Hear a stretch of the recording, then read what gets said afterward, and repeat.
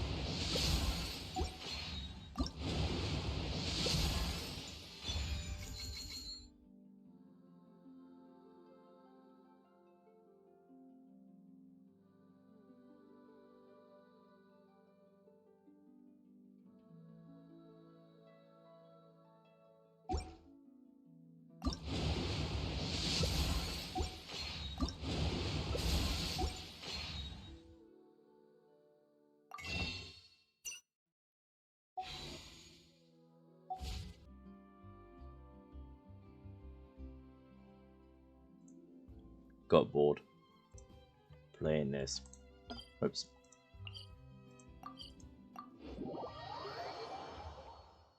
Look at that cut off. Can't do anything about it.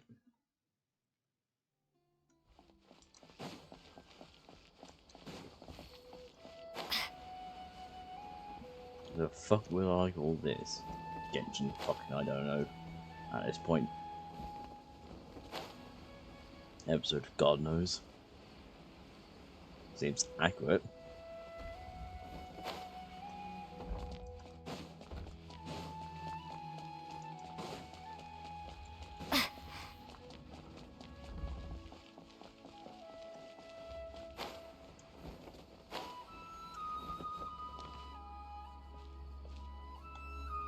Chloe, you want to? No?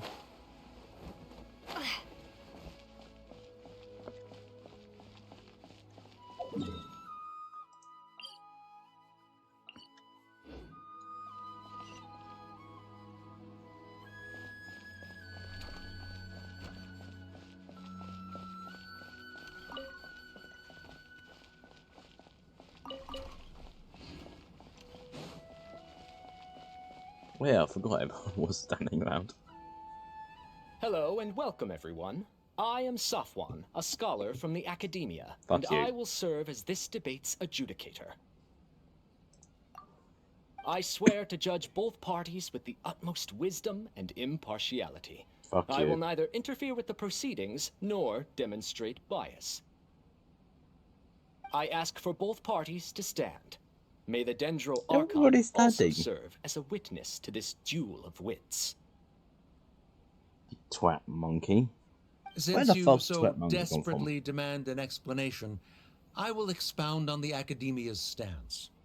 You may have misunderstood us from the outset and believe that the Academia is prejudiced against you. Yes. However, the truth is that the Academia wishes for every resident of Sumeru to be afforded opportunities to grow and cultivate their wisdom. Therefore, the works they consume should also possess enlightening qualities and intellectual value. We have failed to identify these qualities in the shows performed at Zubair Theater.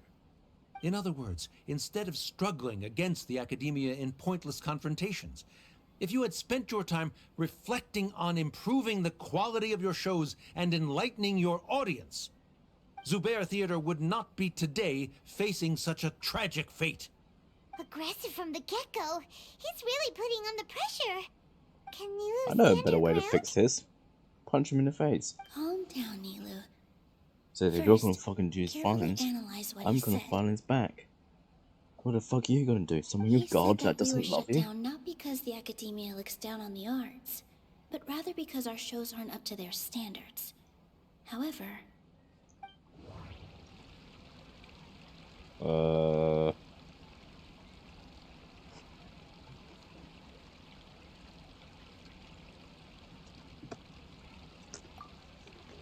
don't think that would... The most important... Don't think that would... Don't think... In your eyes, our shows can't meet the academia's expectations. Shouldn't it be the audience who decides if a show is intellectual or enlightening? Why is someone from the academia judging that? Also, I believe that there is no such thing as a wiser or more enlightening performance. Art doesn't discriminate, and it appeals to all. Everyone has the right to appreciate art. Appreciation is but a primitive form of satisfaction. Wow, you're a cunt. Guidance and enlightenment are necessary if we are to induce growth in the performers as well as the audience. This stance holds performers to a higher standard and encourages the development of the arts. If all performances are simple-minded, require little effort to comprehend, and lack any impetus for the betterment of society, then the people will not be able to develop a greater level of artistic understanding. Nurturing the populace's understanding requires a long and arduous process, and guiding this process is the academia's true goal. He changed the topic without batting an eye. Good thing I'm prepared. If I remember correctly, what I should say here is...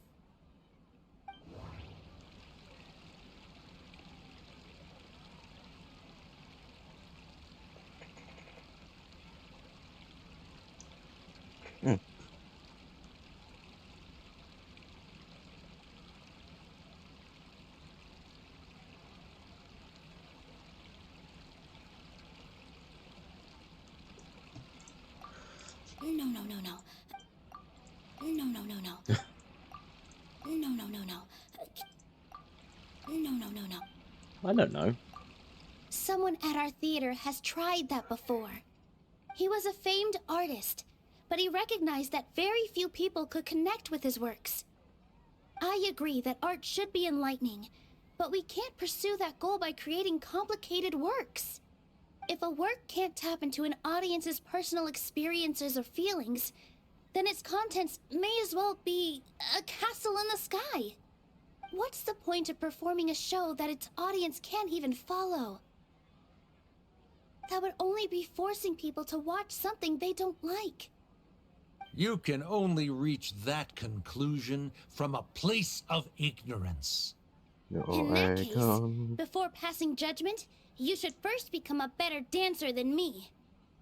You tell them, Nilu. Looks like he's backed himself into a corner. As the party holding the burden of proof, Sharif has failed to provide sufficient support for his judgment of the quality of Zubair Theater's programs. Likewise, the definition that Nilu put forth is but her personal opinion. Neither party is the victor for this particular point of contention. Additionally, I must request that both parties exercise greater control on their emotions. Keep it up, Nilu! You're doing great! In that case, I shall speak of more concrete matters. The essence of this issue is that you have violated the law, so you must now pay the price for your transgression. This course of action is also completely procedurally sound. We have already contacted Zubair Theater multiple times regarding the theater's repertoire. However, you have consciously ignored our warnings, or perhaps your compliance was purely superficial. Regardless, that failure has indirectly led to the present day's proceedings. That is indeed so, according to the laws decreed by the Academia. He started talking about procedural stuff, so I need to focus on...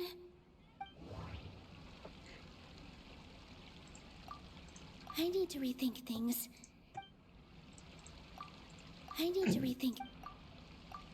Mr. Zubair has already provided signed copies of all documentation related to our operations.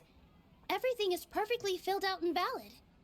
Although the theater's performances don't align with the Academia's requests, the law doesn't say that Zubair Theater can be demolished only because of that reason. Demolition notices need to be provided in writing and made available to the public. Otherwise, the theater can continue to operate as long as its license is valid. Failing to follow these rules makes your stance procedurally unsound. Yeah! That's right!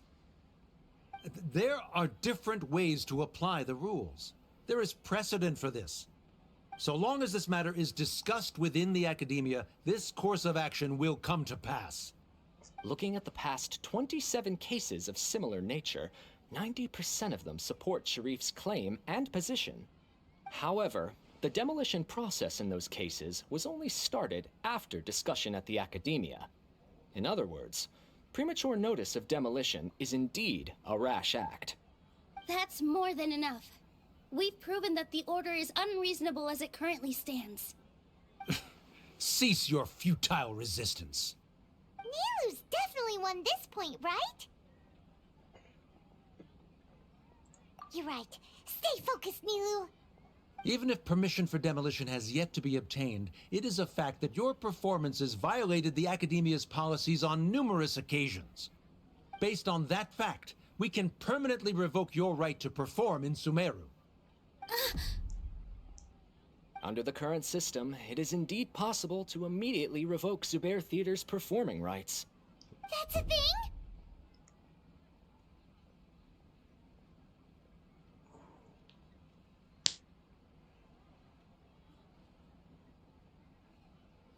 I hate this. This is getting boring. Just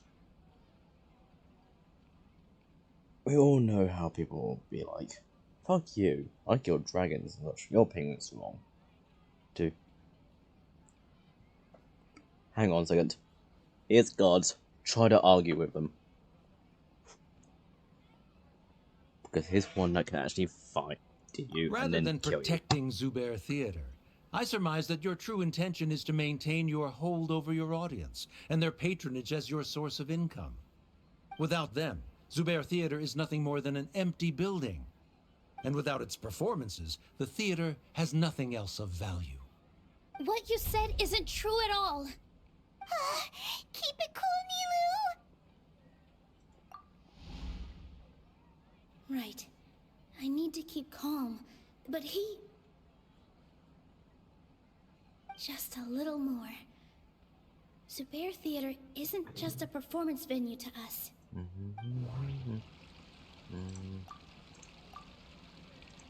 Zubair Theater isn't simply a performance venue to us. It means more than that. It's been our home for a long time. Miss Raykar can't go on adventures anymore, but she has found a stable career and a new life at the theater. Her son, Soren, has already passed his theater exam, and he'll soon be our newest member. Mr. Kasani found a new way to look at art. He decided to stay at the theater to watch us grow. Mr. Farhad and Mr. Hushang visit even when there isn't a show going on, and they always tell us lots of entertaining stories. Even Inaya wants to stay with us, and she's starting to look forward to a new future.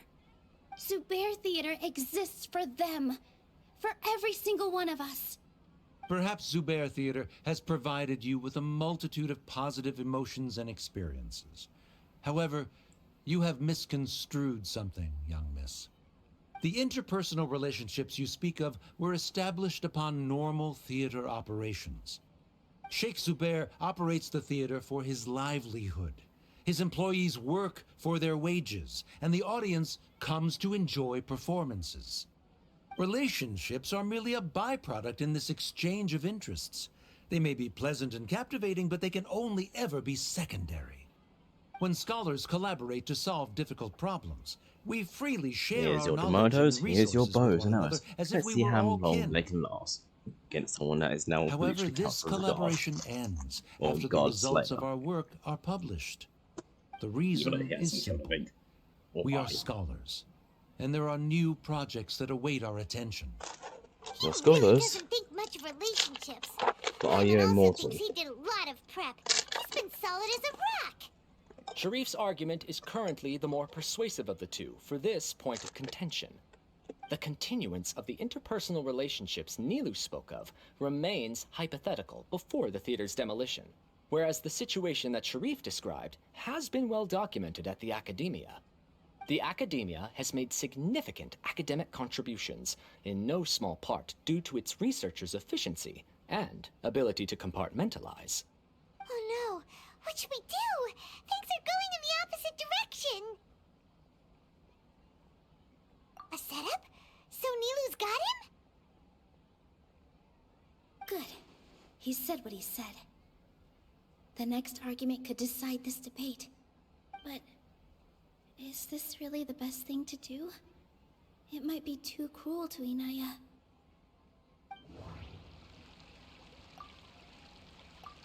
She already agreed to this. She wants to win, no matter what. Me too.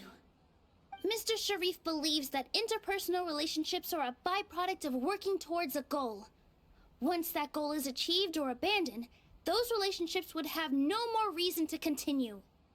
Then, if someone has failed to live up to his expectations...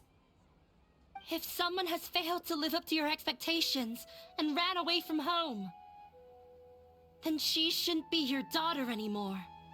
Right? Inaya... Sorry, Nilu. As expected, I should be the one to say it. You don't need to shoulder this responsibility for me. If in your eyes, the purpose of my existence is to become your academic successor, then that goal has ended in complete failure. By your logic, that means there is no more reason to sustain our relationship as father and daughter. Members of the audience who do not belong to either debate party, please speak with caution. Let her speak. What she does not say, Nilu will. No matter how many disagreements we've had, the truth is that you are still my father. You're so immersed in your own world, you can't understand why we come together for the sake of relationships. Yeah, don't look down on us. You can watch a dance anywhere, but there's only one Zubair Theater. I'm almost starting to feel sorry for this guy, what with the idiotic things he said.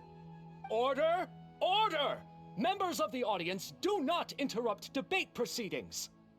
I confess that this is the final argument we had prepared. Disown me, and you will win the debate.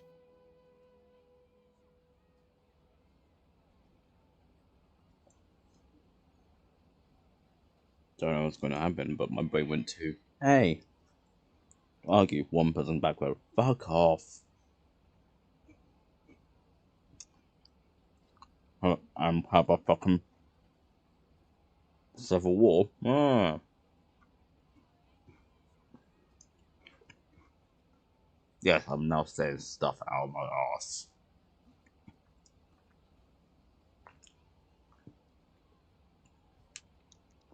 I'm tired, okay? I'm trying to stay awake.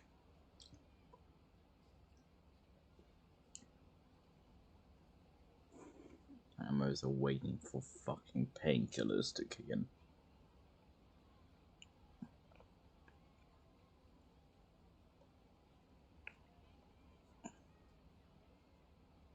So I'm gonna say what my brain is saying.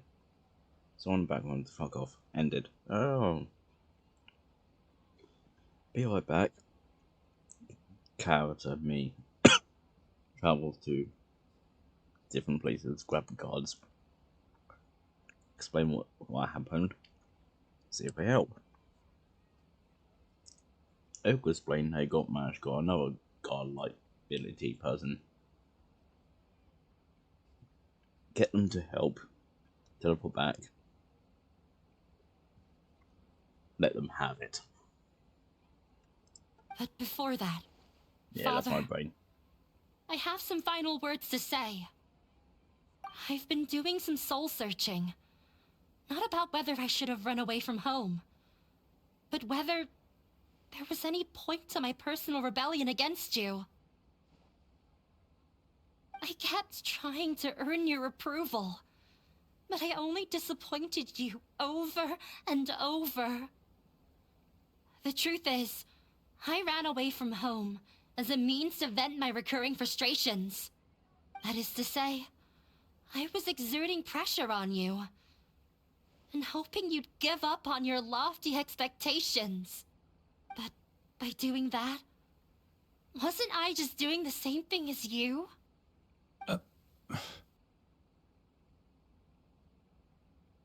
I won't force my expectations upon you anymore. At Zubair Theater, I have found the life I've always wanted. I will move on from my family troubles and strive towards my new goal. But if you dare to harm this place, then I will stand with my friends here and fight against you. This is not the time to space out, Sharif. The debate is still underway. You already consider them to be your friends. You should be asking us that question. Of course we are! Miss Inaya is a really good friend. It was a bit of a process, but we won her over. Make no mistake. All those who come to Zubair Theater become one of us. We will always be with her. Such puerile simplicity. However,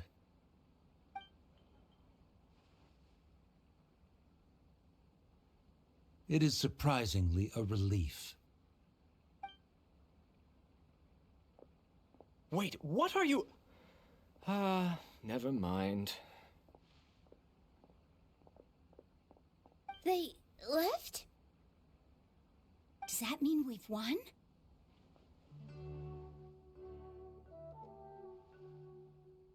We won? Nilu, you're amazing!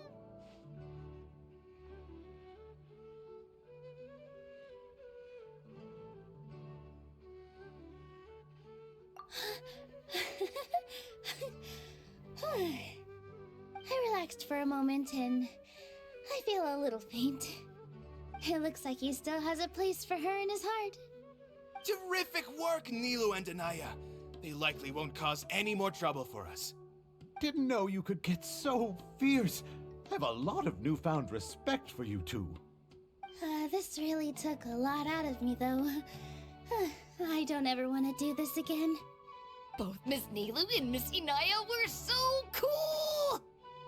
Should we throw a second round of celebrations?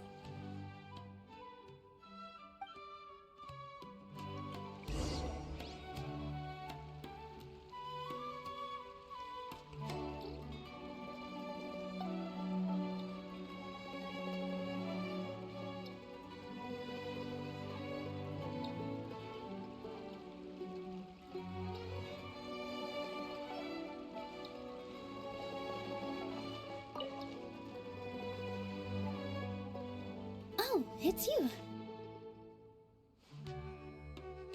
Yes, I feel a lot better. The more I think back on everything, the more surreal it all feels. I don't think I could repeat what I did a second time. Yes, and it's all thanks to you.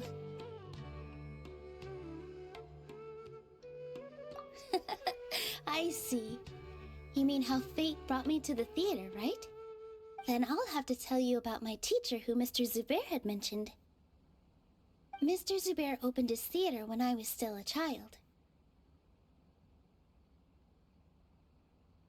There was a beautiful dancer, and from the moment I saw her, I couldn't look away. I thought to myself, the gods must have blessed her with such talent. But later on, she would actually smile down at me and say, just the opposite, in fact. Yeah. She said, dance is an art born from toil. It isn't a gift from the gods, but a creation by our own hands. It is a beautiful thing born from our life experiences. Whenever there is joy or something to be celebrated, people will dance. In other words, any place where people can effortlessly begin a dance will for sure be filled with the blessings of everyone's happiness. She wasn't looking for flowers and applause. All she wanted was to see her audience smile. Right, the same as what Mr. Kasani believes. I was completely moved by what she had said, so I started taking dance lessons from her. And later on, I began to dance here in her stead. Before she retired, she told me, for as long as you live, never forget what dance means to others. This is why Mr. Zubair and I never intended to listen to the academia. Even though it ended up causing everyone a whole lot of trouble, thankfully, everything worked out in the end. Although, I do have a small regret.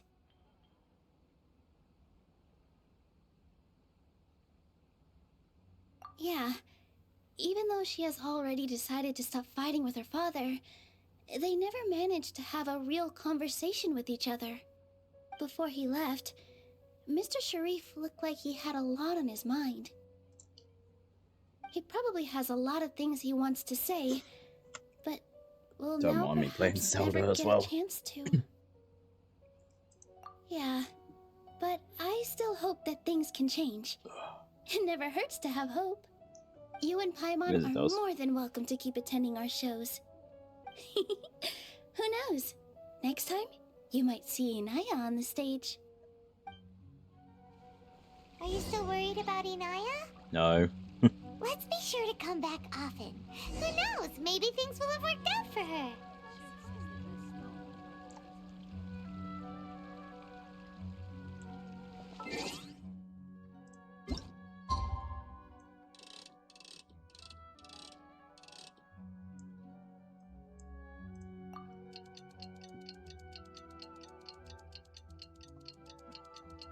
A white lizard. Yes, it is.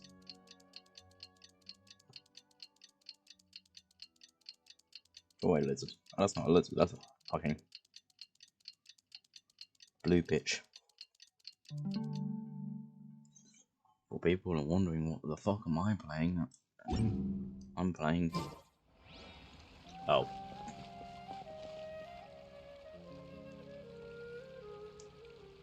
Ah! See you there. I'm playing Zelda.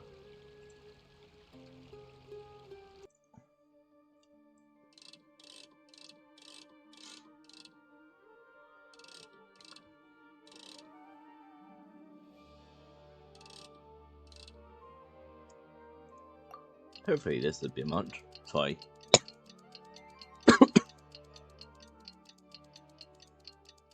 Just been giggling at stupid, over top, those kind of Spider-Man fans.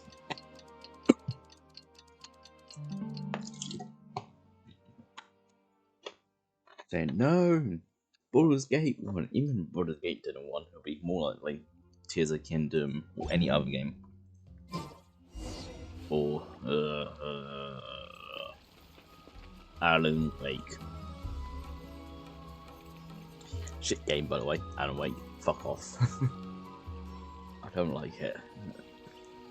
If the second one is good, then but the first one is just crap.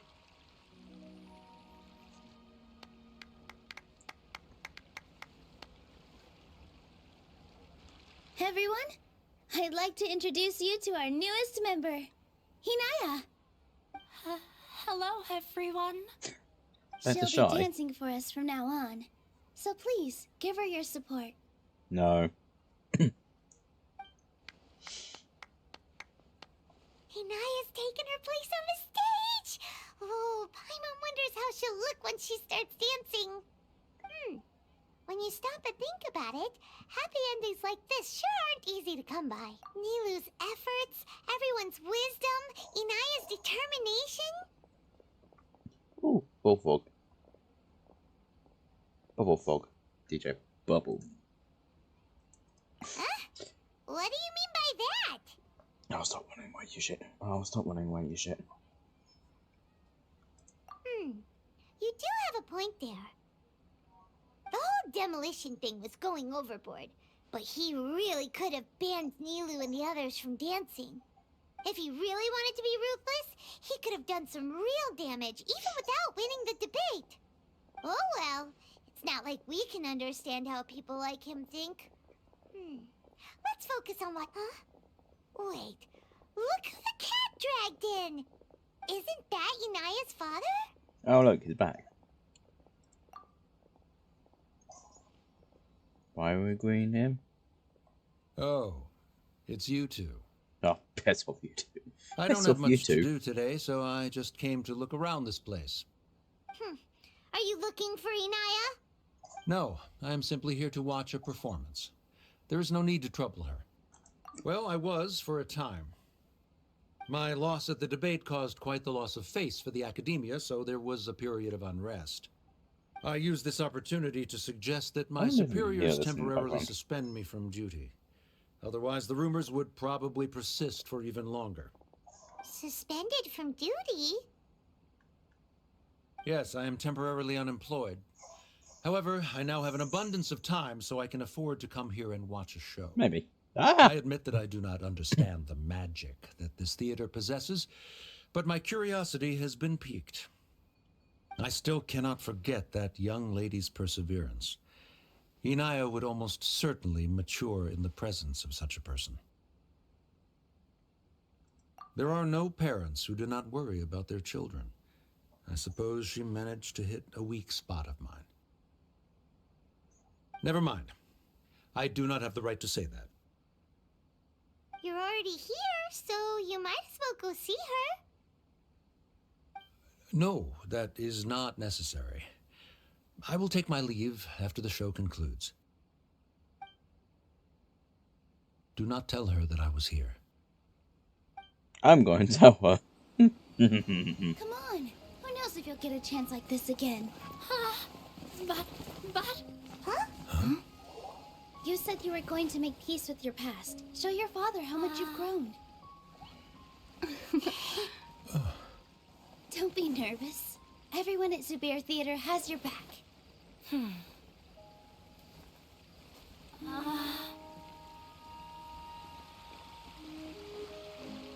Hey, let's go somewhere else. We should give them some space. Oh, fuck You're off. sure they'll be okay?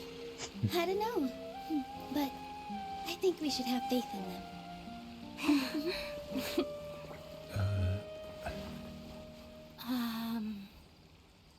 Ah, yes, Inaya. I have something for you. I'm still learning. It's hardly a masterpiece, but it's yours, if you'll take it.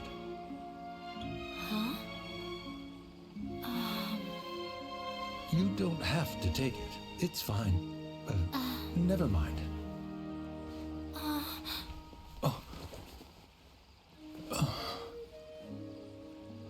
let's have a heart-to-heart. Father. Like father, like daughter. They're both so awkward with their feelings. Yeah, she probably would have snuck away as well if I didn't drag her back. Do you think they'll be able to reconcile? I'm not sure. A complete reconciliation may also not be the best thing for them right now. All those years of arguments and misunderstandings can't be settled overnight.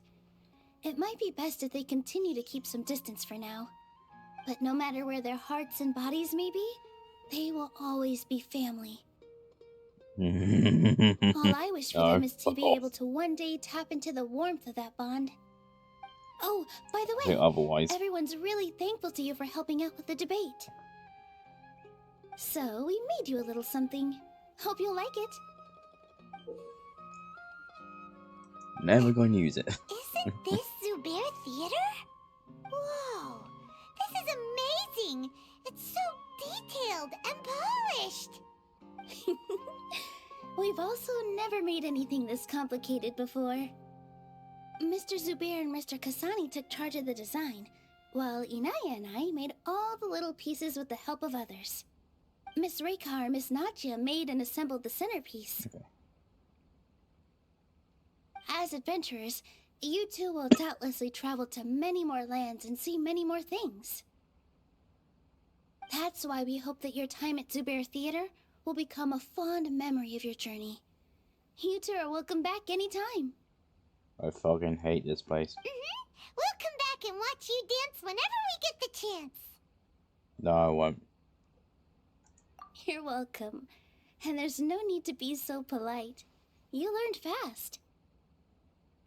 Come on, take it. This is the story of you and me. It's a tale that I'll never, ever forget.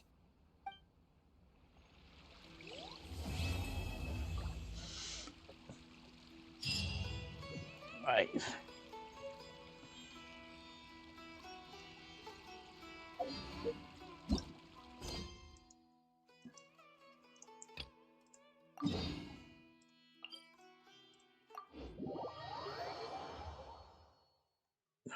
My bloody shoulder. Hi. Oh yeah, these two. And ours. You're all here so early.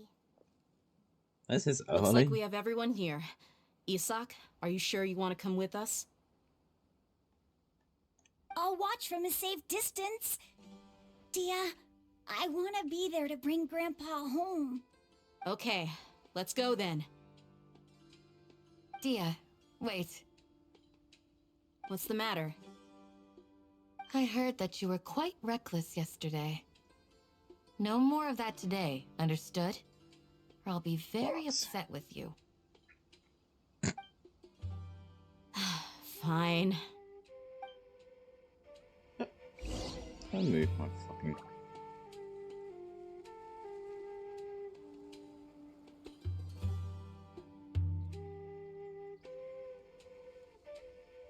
Hang on. Wait, how... where am I going? Yes, I'm playing 2 games at once. Yes, I'm okay with doing that. Oi!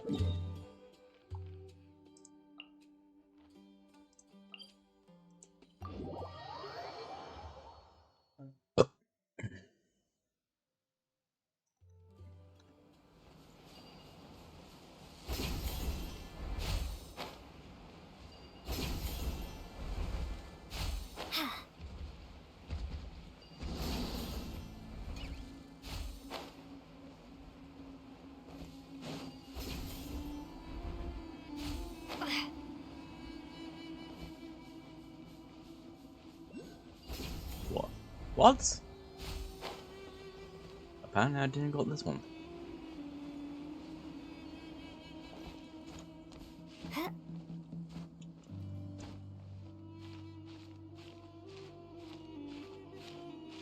I can see we're blocked.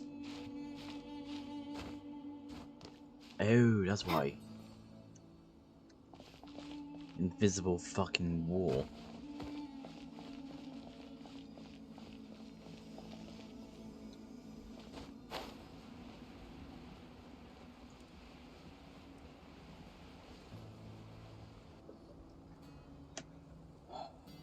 Of course.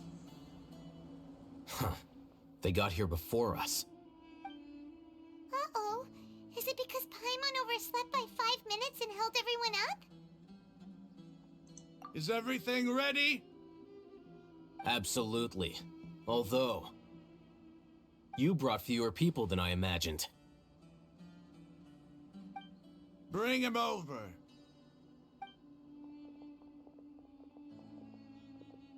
Grandpa! Why is there only one of them? Rahman, I've always thought of you as a man of his word. What's this about? It's a 1-for-1 exchange. Sounds fair, don't you think? And let me put it this way. Agreeing to any kind of deal with the Dendro Archon's people is already a huge compromise on my part. Don't you think you've asked enough?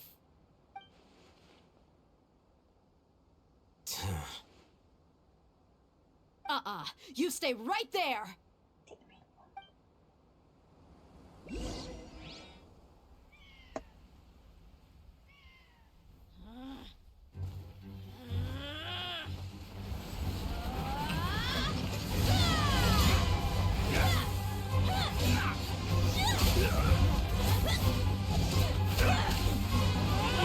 Playmate! What do you think you're doing?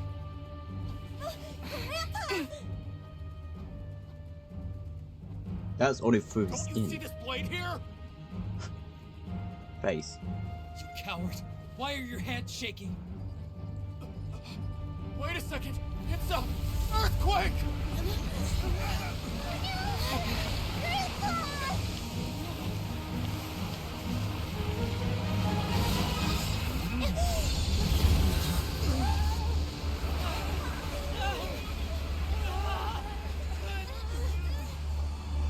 That would be fine.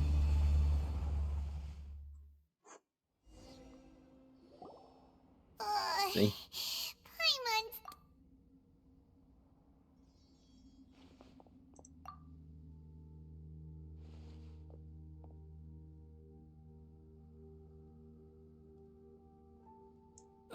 This day's going just... What a nuisance. The sand dune collapsed. I saw an energy field. The village keeper protected us. It glowed green with dendro. Just like you said, it may well have been the remains of Lesser Lord Kusanali's power inside the scholar's body. The Dendro Archon. The present one. Grandpa? Grandpa? Oh no, he's getting confused again.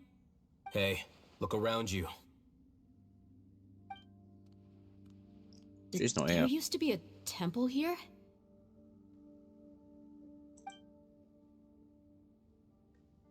It seems that when the sand dune collapsed, it exposed these underground structures. The symbols on the gate belong to King Deshret's civilization. This structure must be ancient. Over time, the sandstorms completely buried it, and left it in the state we see now. It could have been an underground palace in the distant past. Oh, a miracle. Praise King Deshret! Oh, What's he doing here? And his men too? They must have fallen down here with us. Pretty lucky if you ask me.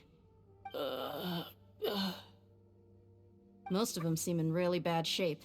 Except for him. He got off lightly. Mind your head.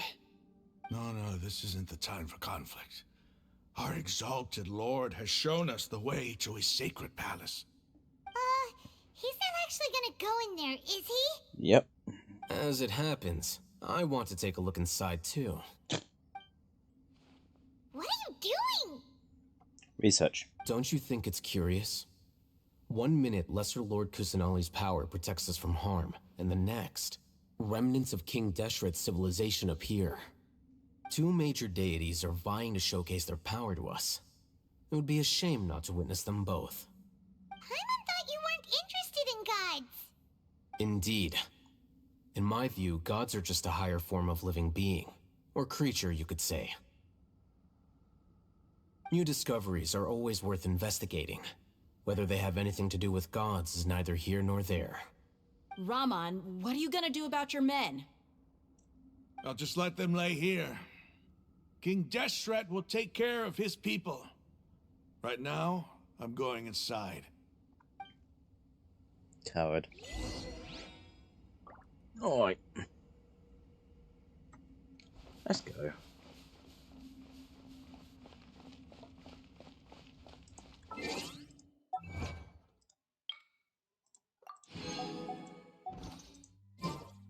I'm not upgrading, you can fuck off. Oh. It's a dungeon.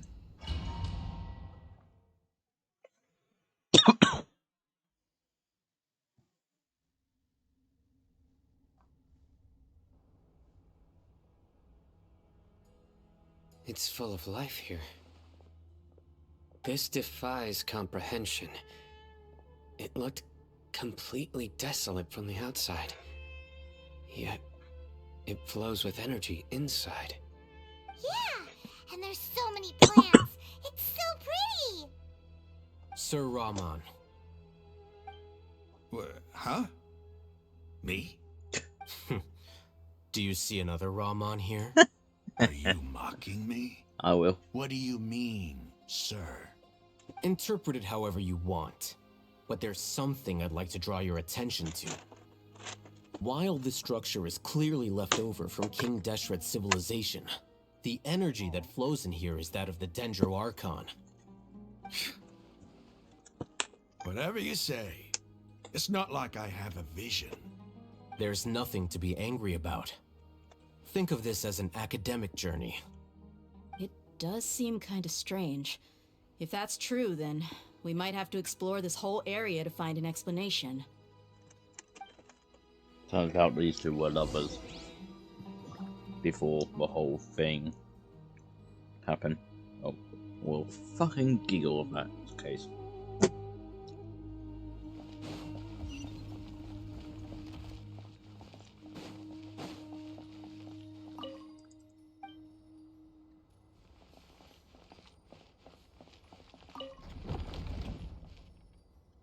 What? Okay, that's glowing.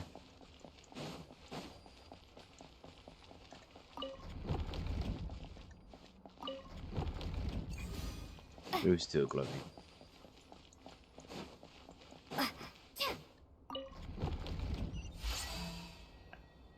Done it.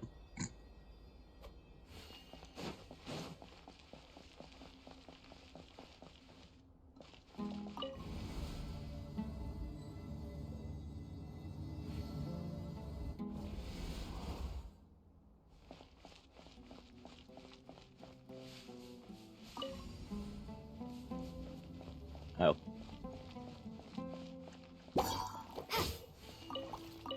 Cabbage.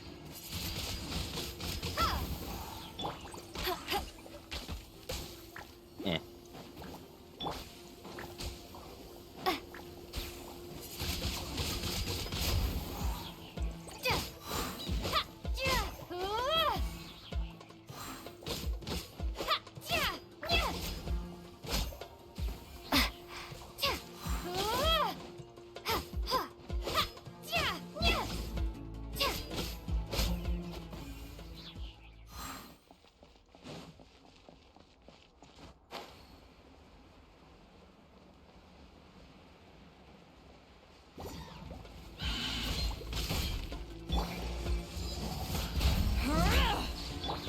Let it rain.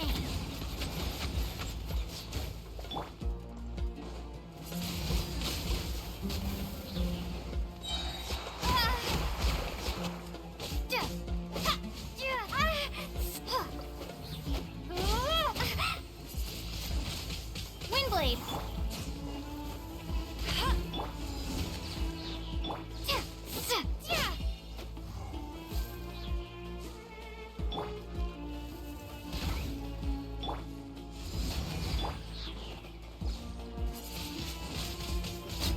Up.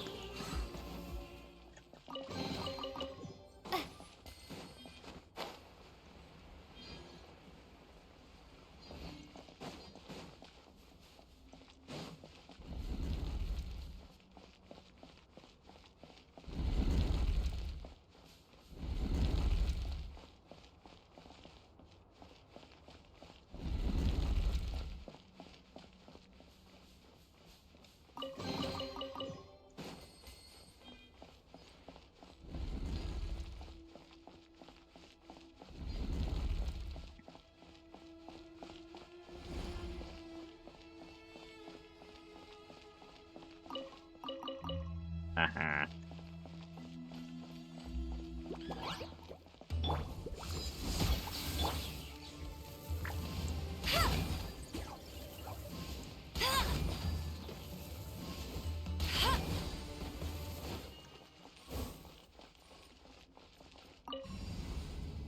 Up. Okay, bye.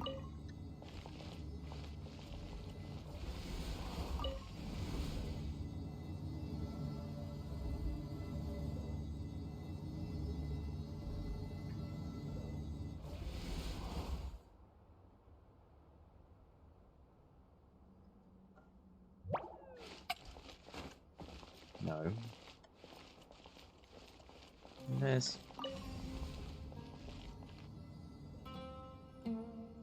Yeah, there's lots of stuff up there.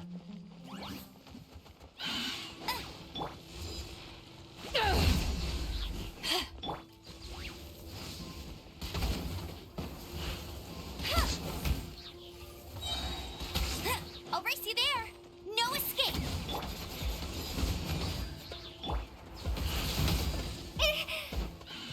Prepare to be blown away.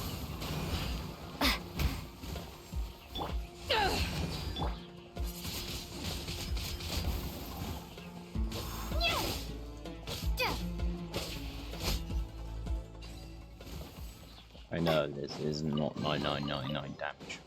I can't do that shit.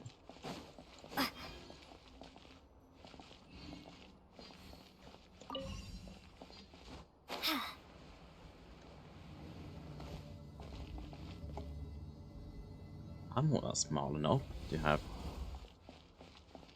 look at down at something and then going, yes, it works for me.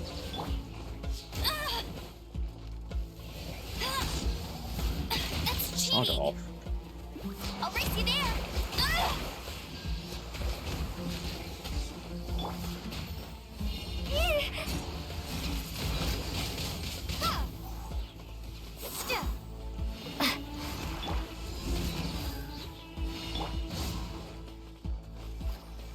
To ashes!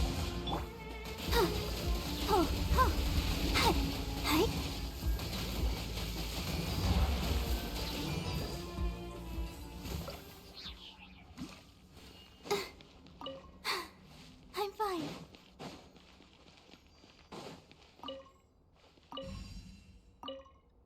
Go, Barbara, go!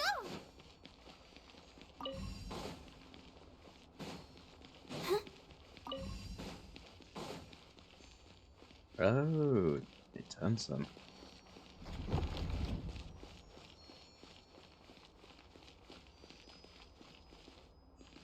That's glowing.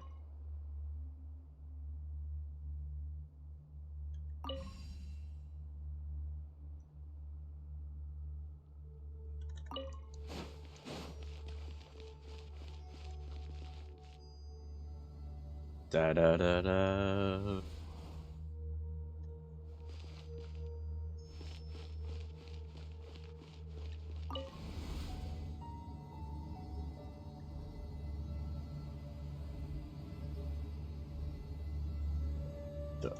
Okay, sure. Let the show be. Now that's a sight to see. King Deshret's splendor surrounds us. There's so much vegetation here. It's different than what I expected. Sure are a lot of plants for a Diva? desert. That's what I call divine providence of King Deshret.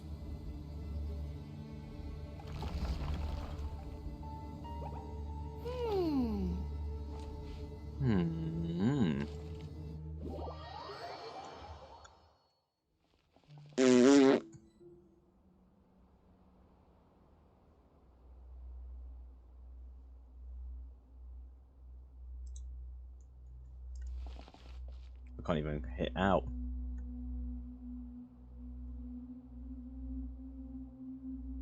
Hang on a second. Oh no. Yeah, again. Did that. I'm just gonna stand here. Get myself. Look at that. 2, 3, 4, 5, 6, 7, 8. More likely screenshot it. I don't know why I'm hitting pause. I can't even run. It's getting brighter. Oh, it looks so beautiful. I want to eat it. Again, me with food. What the fuck? Oh, I have a mouse. Wait. Yes. What's that?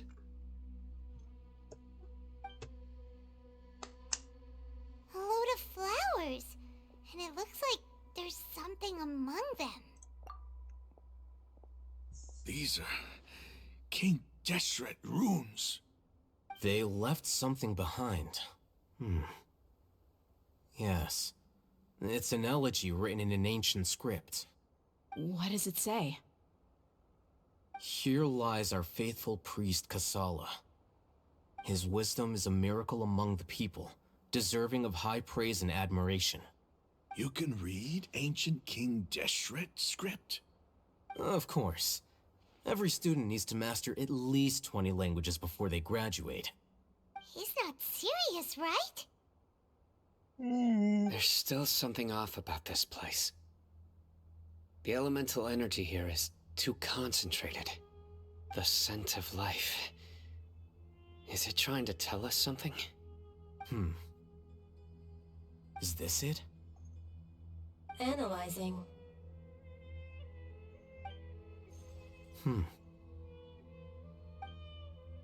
There seems to be a hidden message among these skeletal remains. Excellent. There's a device from King Deshret's civilization in this gravesite. I'll transmit the information over and project it for everyone to see. Isn't sharing knowledge against the Academia's rules? Yes. However, under the circumstances, I'd prefer you to see this for yourself. You'll understand after watching it. Gonna be pissed.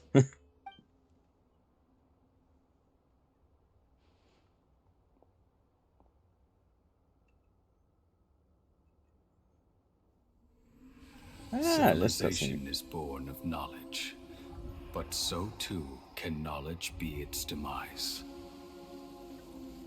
A disaster caught us unaware. It was knowledge that did not belong to this world. King Deshret brought this forbidden knowledge into our world, and it quickly spread like a plague. People's minds were filled with crazed whispers. Dark gray scales spread across their bodies. Even the land was stripped of its vigor. Only a desperate, deathly silence remained. Were it not for greater Lord Ruka Devata from the forests, the damage would have been irreversible. She summoned the priests to build temples and infused into them the divine power of life. The disaster was miraculously tempered, and the embers of our civilization were preserved in Aru village. Alas, the miracle could not last. As long as forbidden knowledge continued to exist, it would forever blight this world. In the end, the proud king of the desert, my eternal lord, chose to sacrifice himself. I have spent my whole life since guarding one of these many temples. But now, my duty is coming to an end. As I close my eyes for the final time, the sight of that noble deity will appear in my vision once more.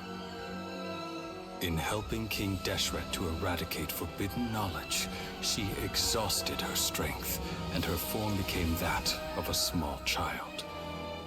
How strange. Now that I think of her, I no longer have any fear of death, for I sense that the spirit of life will abide with me during my eternal sleep. Children of the desert, cling no longer to past grievances, but hold tight to the memory of this act of benevolence. What was that? The priest's memories. No, impossible. Greater Lord Rukkhadevata. So the former Dendro Archon and King Deshret were never enemies at all. But this doesn't make any sense. Yes, it does. The Dendro Archon's followers, they're clearly... Was that the former Dendro Archon? She became so tiny in the end.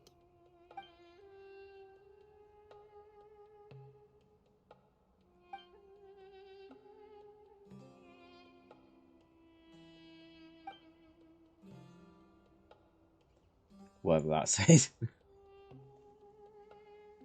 It's not like my You character can might be actually distrustful talk. of the Akasha, but there's no reason for you to doubt King Deshret's technology. You've just witnessed his priest's last words. I've never heard about any of this before. The surviving followers of King Deshret all gathered in Aru village. Our god did not make mistakes. We refused to believe any of the rumors. King Deshret's death, the all but total annihilation of our civilization, it was all Greater Lord Rukkhadevata's doing. We saw her as nothing more than a traitor, who stabbed us in the back in our moment of crisis.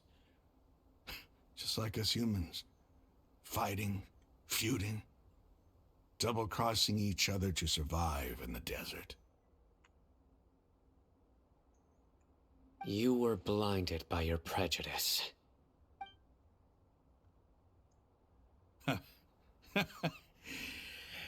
If I hadn't seen this for myself, if I hadn't witnessed his last words with my own eyes, ears, and heart,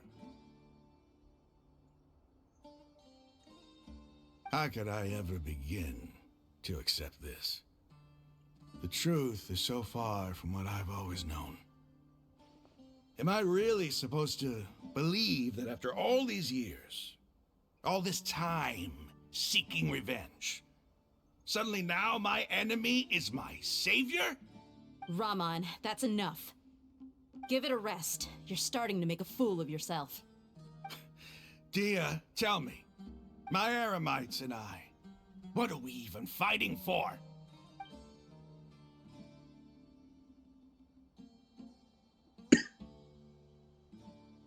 Hey, how you doing?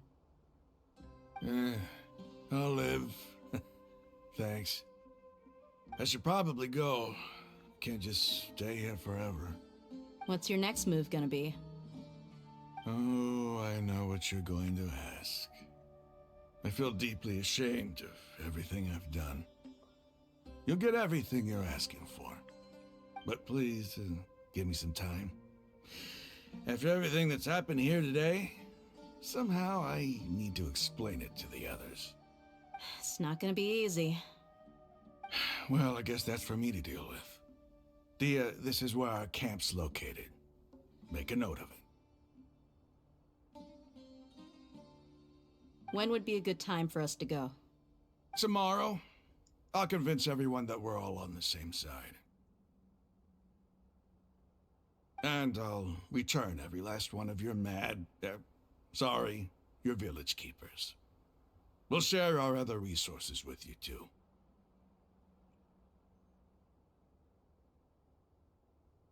You seem to finally understand that our true enemy is the sages.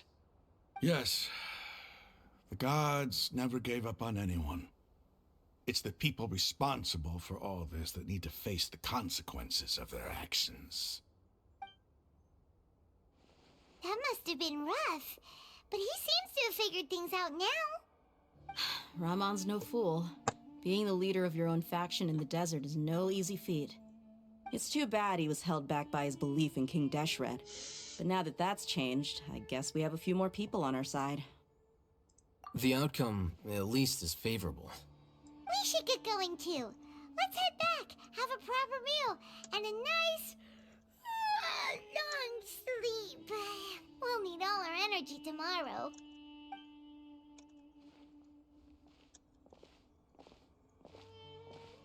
Sino, we're leaving! Stop yelling.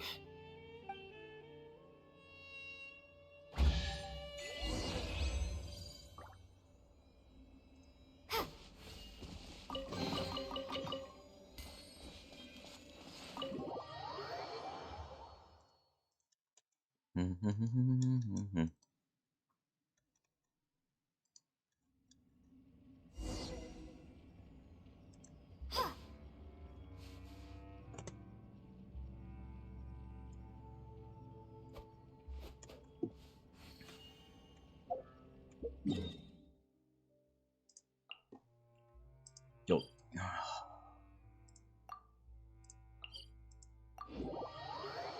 There's times I really should collect them all. But there's times I just don't want to do it.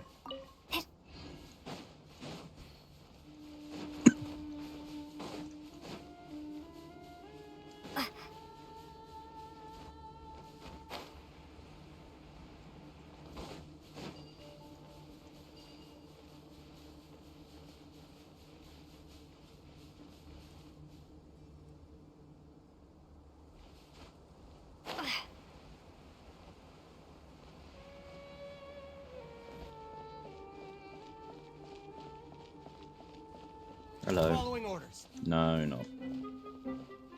You're being a prick. Sod off. Ow. I think I'll get this one first. Hello. There's some stuff there. This one first.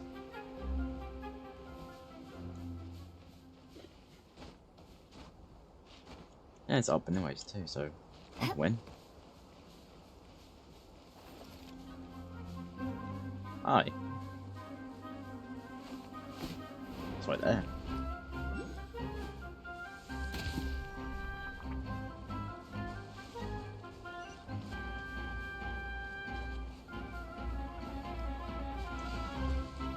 Probably up there.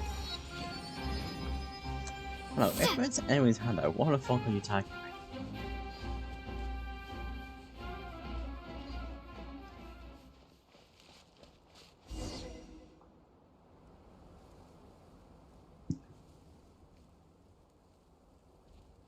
Ramon, we're here. Everything's been arranged. Someone will bring the village keepers back to Aru village shortly. I guess all I can say now is thanks for agreeing to help. Don't mention it. I think we can both agree you went to hell and back for it. But we share a common cause now. From here on out, we're allies. Where are the perpetrators? I'll bring you to them. Follow me. Where the fuck is the bubble frog? So these are the people who kidnapped the village keepers. Oh no, it's the scribe! There's no need to yell. No one can help you now. We've been all over the desert trying to find you! That's right.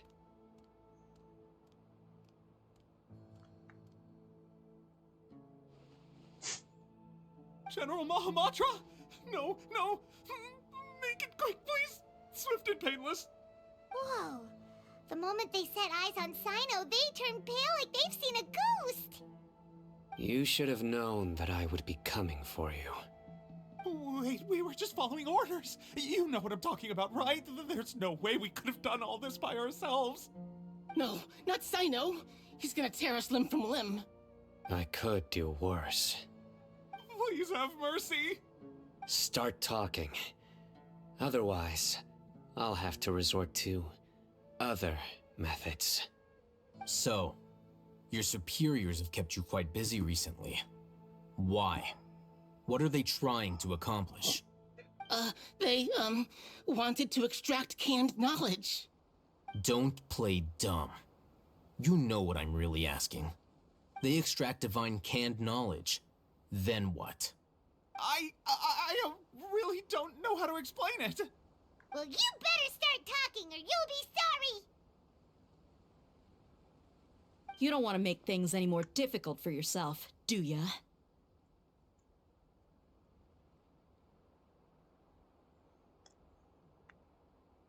Oh. Be my guest.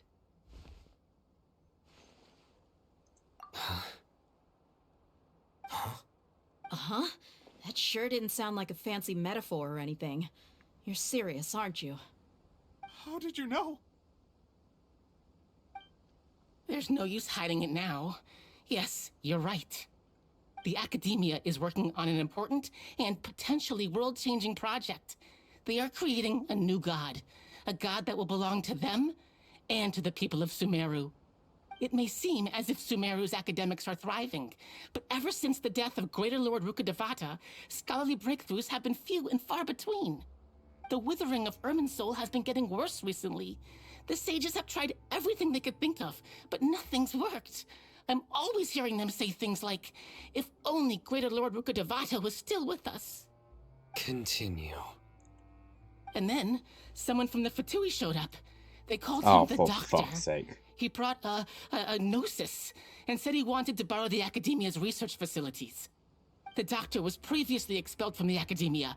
At first, the sages looked down at him in disdain. But when he said those words, everyone's expression changed. He asked them, do you wish to create a god? This is what the arrogant ignorance at the extreme end of academia looks like. First, the Academia spent a long time constructing a divine vessel, which was based on an exquisite humanoid puppet. After that, they harvested dreams via the Zeb-Zerus Festival Samsara, maximizing the Akasha's output. With the Doctor's help, and the Akasha now functioning at maximum efficiency, they were able to use it to extract the power from the Gnosis and convert it into a divine core. Next, they decided that their new god needed to possess divine wisdom. For that to happen, they needed a huge quantity of divine canned knowledge. It adds up. But how do you determine whether the knowledge extracted is of divine origin? Fatui for you. Call it an educated guess? The Academia has been trying to figure out the exact source of the Scholar's madness for centuries, but to no avail. Nobody can explain the cause of this phenomenon. Surely you can see what that implies, Scribe Al-Haytham. If it's knowledge no mortal can comprehend, then it must be something only gods are able to decipher. In other words, it's the source of the God of Wisdom's omniscience and omnipotence.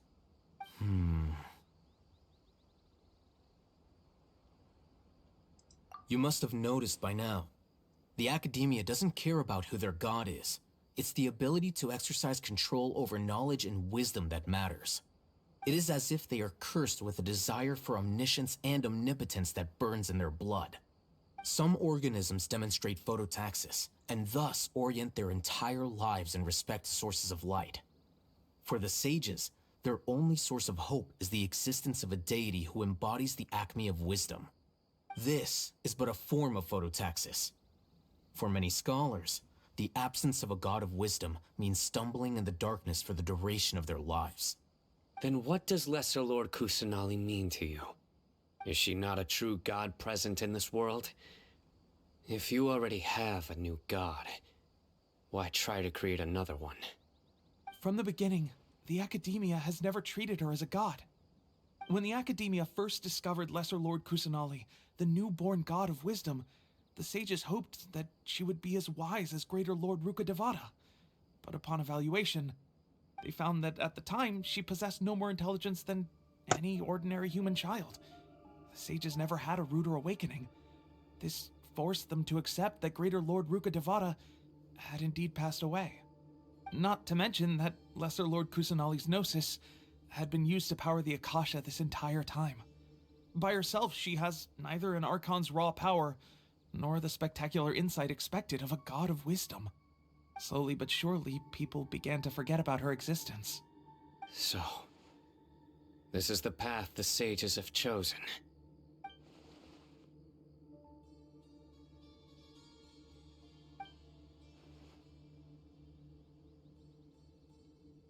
All right, let's try to keep our cool. If everyone's in a bad mood, then let's change up our scenery. Raman, give me a few men to help us escort the village keepers back to the village. And these two scholars, they're coming too.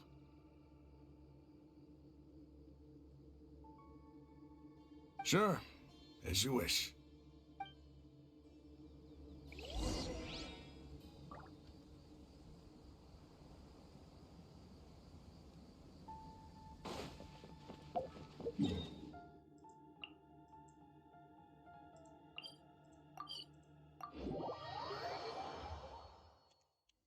Yeah, that's not too bad.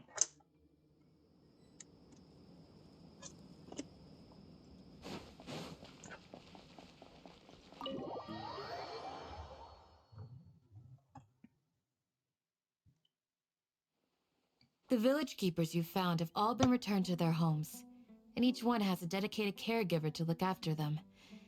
The two new scholars are being kept under close supervision, too. Really great work, everyone. The atmosphere is so heavy.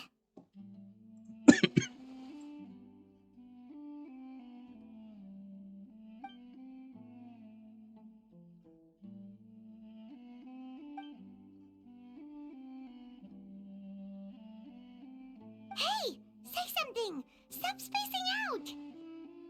Come on, is there nothing left to talk about? In that case, let's all get some water and try to think about something else.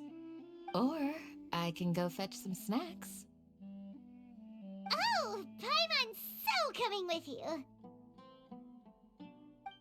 Do you have any plans, Traveler? Gods above, you're not talking about work, are you? So you were still withholding some information?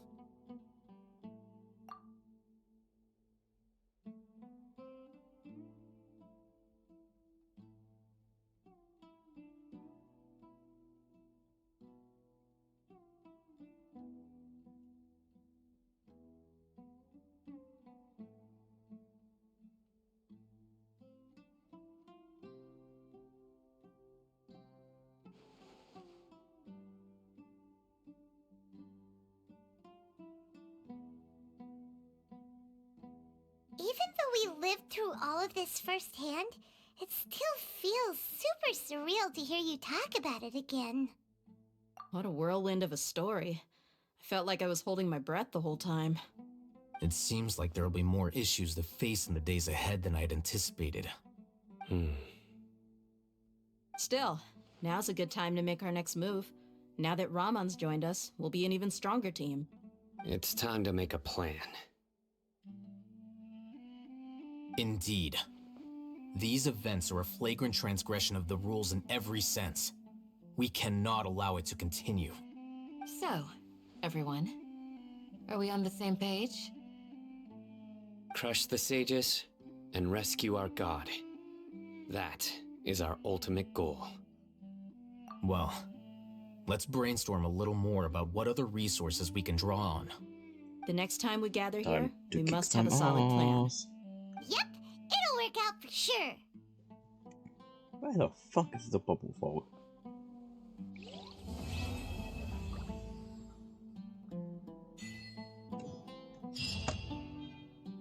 Yeah.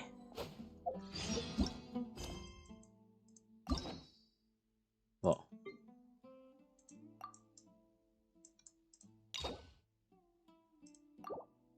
Sure.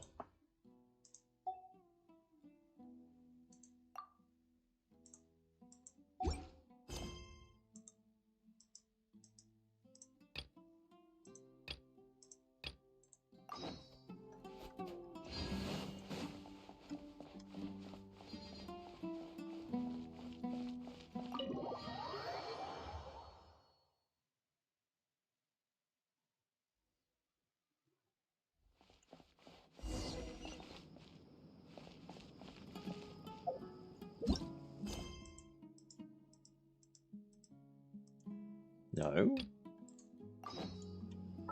Okay, I can wait for the next name. No, do that by just standing here.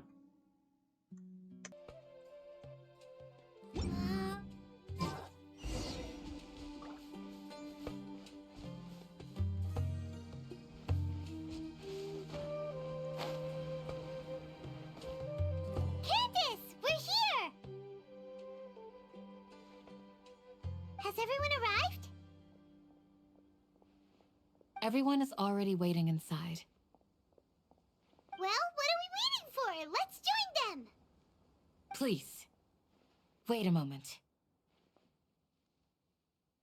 Before attending the meeting, I hope you can promise me one thing. What do you need? Promise me that you won't commit to anything too reckless. What do you think? No, I need a one thing.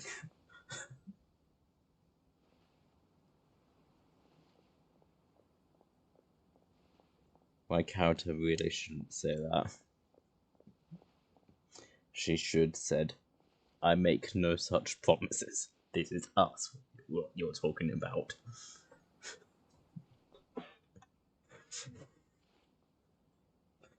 Sure. Okay. Fine.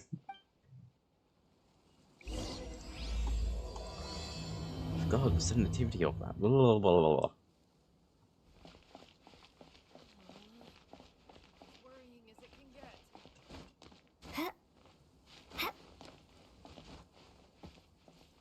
Fuck your normal way. Everyone's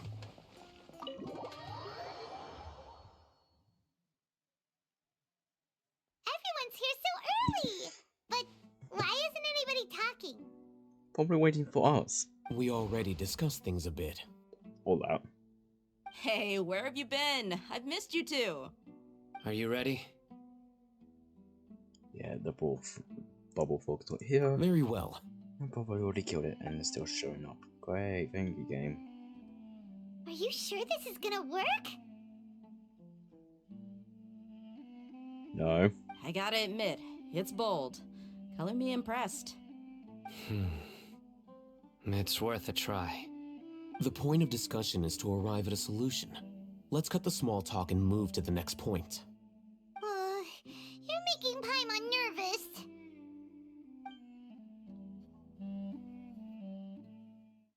No, DJ, you cannot throw a lizard. You're finally done. I have some other stuff to take care of. Catch you all later. Come on, don't give me that face. I know what you're going to say. I'll be careful. That's what I wanted to hear. I won't. Take care.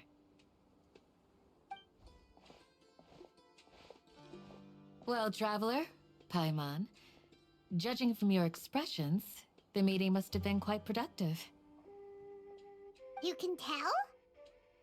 I'm not that good at scheming or strategy, but I can sense people's emotions. And based on your reaction, things must have gone quite well.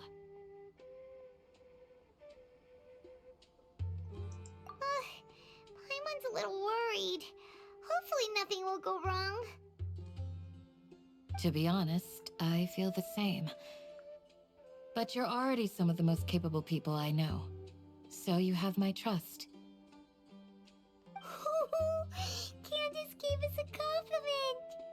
Your deeds speak for themselves.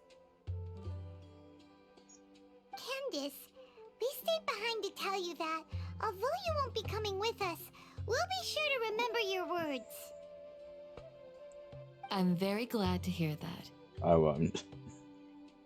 I've said the same thing to everyone here today as I said to you when you arrived. Your safety is the most important thing. Only when you're safe can the plan be successful. So please, take care. No.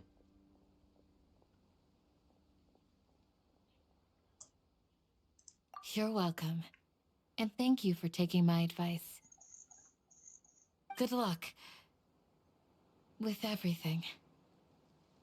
I'll be here in the village praying for you.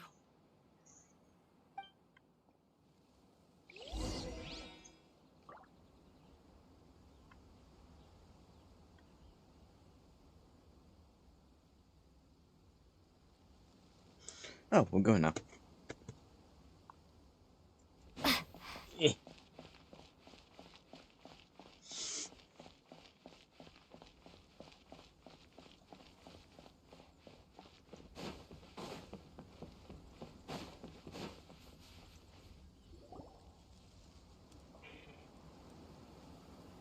Sounds good.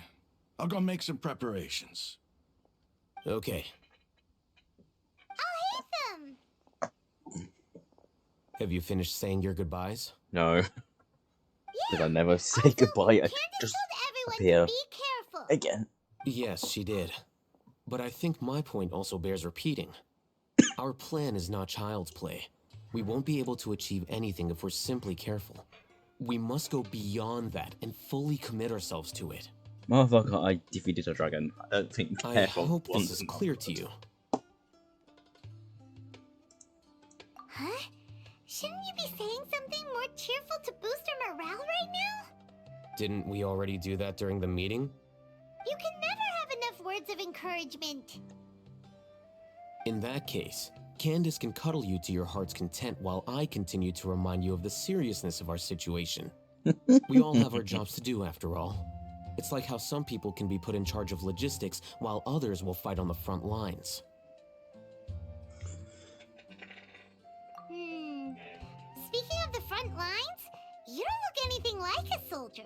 Motherfucker, I don't look nothing like a soldier. Of course. Compared to the mercenaries, I'm merely a feeble scholar. But the advantage of not being a mercenary is that I get to stay in a safer place and offer my strategic insight. Just think about that mercenary who lost his mind. Mercenary groups are facing constant danger every single day. Well, being a scholar is also a high-risk occupation, and you are a scholar. I'm not like the rest of them. Even among members of the same species, some will exhibit far more potential than others. This guy. Paimon still remembers when those mercenaries in Port Ormos called you a lunatic. All intellectuals are lunatics in the eyes of fools. I'll take that as a compliment. That reminds me. Do you remember the record we saw in the King Deshret ruins? It mentioned forbidden knowledge. No, you're not getting You have a good memory. Forbidden knowledge has the power to drive people insane, but this fact has never been shared with the public. Even I, who has worked in the academia for some time, was never once informed of this. I think those mad scholars and mercenaries we encountered may have all fallen victim to the corrupting qualities of forbidden knowledge. But the academia has always held a different view. They have always believed that symptoms of madness are a side effect of human contact with divine knowledge as mere mortals. Come to think of it, perhaps the academia has also never understood the true nature of forbidden knowledge, and thus always approached the issue from the wrong direction. The Withering, Elazar, and the Sandstorms. Don't you think what is happening right now across Sumeru is rather similar to the forbidden knowledge pollution that occurred in the desert thousands of years ago? No. But Paimon thought that Irminsul's disease is what caused the withering in the sandstorms. At least, that's what Tainari told us. Wait a second. Could it be that? Ah, you've connected the dots. The cause of Irminsul's illness may precisely be the pollution from forbidden knowledge. But if that's the case, What should we do? This is huge! Wait. Why do you think Lesser Lord Kusanali would have a solution to this situation? You mean, it's related to the scene you saw when you passed out in the Avidia Forest? That whole, the world forget me thing? In that case, it's imperative that we rescue Lesser Lord Kusanali. Only by working with her to save Irminsul can we completely resolve the problems Sumeru currently faces. To make sure we're still on track, I would like to check on the state of some of our preparatory work. Where are we going? To an Eremite base.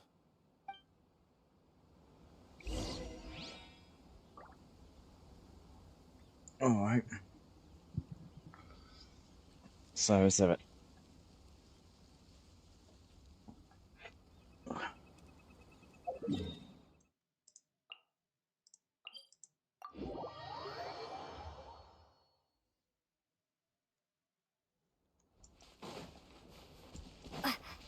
Hi, lads.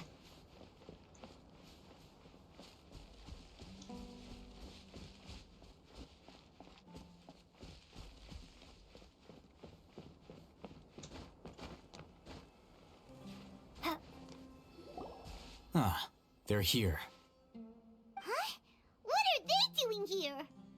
I gave them some technical work to do. Ah, it's the scribe. And is that the traveler I see? How's the work going? Ah, yes! We have fixed the devices according to your instructions. One of them is already ready for use, while the others are still under repair. Aren't those devices for can knowledge extraction? What are you doing with those? Look here. Huh? More can knowledge? Are you going to put more weird stuff into her head again? What's that look on your face? Are you scared? Paimon is. Scared, but very, very furious! That's an interesting response. Anyway, we're not going to use this just yet. As I mentioned during the meeting, this knowledge capsule contains a decree I drew up in the past. The academia should also have their own copy. And according to the plan we just came up with, Traveler, I want you to record something into this capsule. Do you believe we can save Lesser Lord Kusanali? Good. Conviction is the most important part of all of this. Now, please get ready and put on this device. Where's the button? Oh, fuck no. You want us to record our conviction into the knowledge capsule? Yes. Paimon is still really worried. I understand, but trust me, Paimon, this is something we have to do. It's best if you can do as I say. Because, to achieve this impossible task, it sounds like you'll need to fool your own heart first. Although it may feel like a trick, self-encouragement may be the most important tool we have. Paimon can see the point you're trying to make. Imagine this. We have orchestrated our plan and successfully rescued Lesser Lord Kusanali. As a result, we have changed Sumeru's entire political landscape. Everything went without a hitch, and everyone recognizes and praises our achievements. Now, open your eyes. Fuck you. Here. What's this? Read it out loud.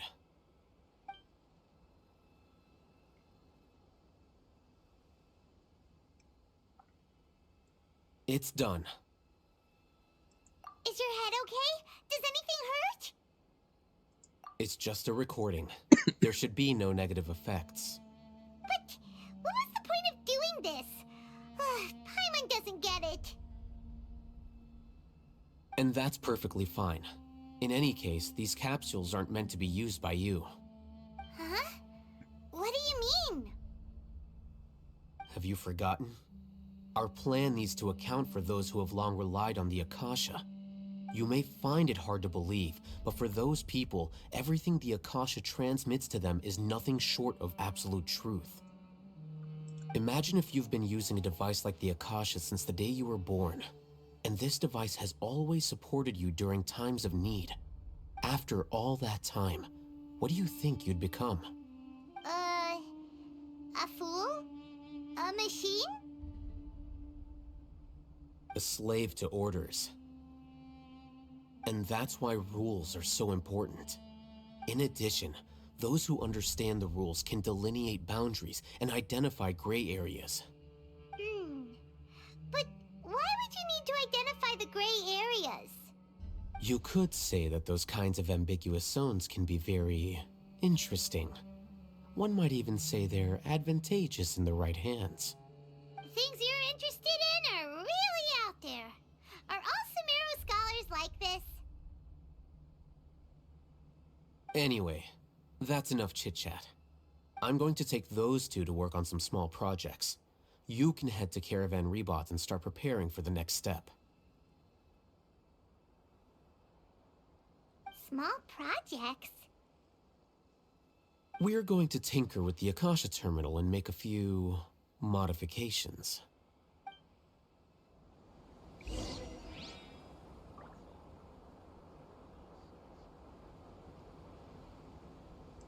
Right.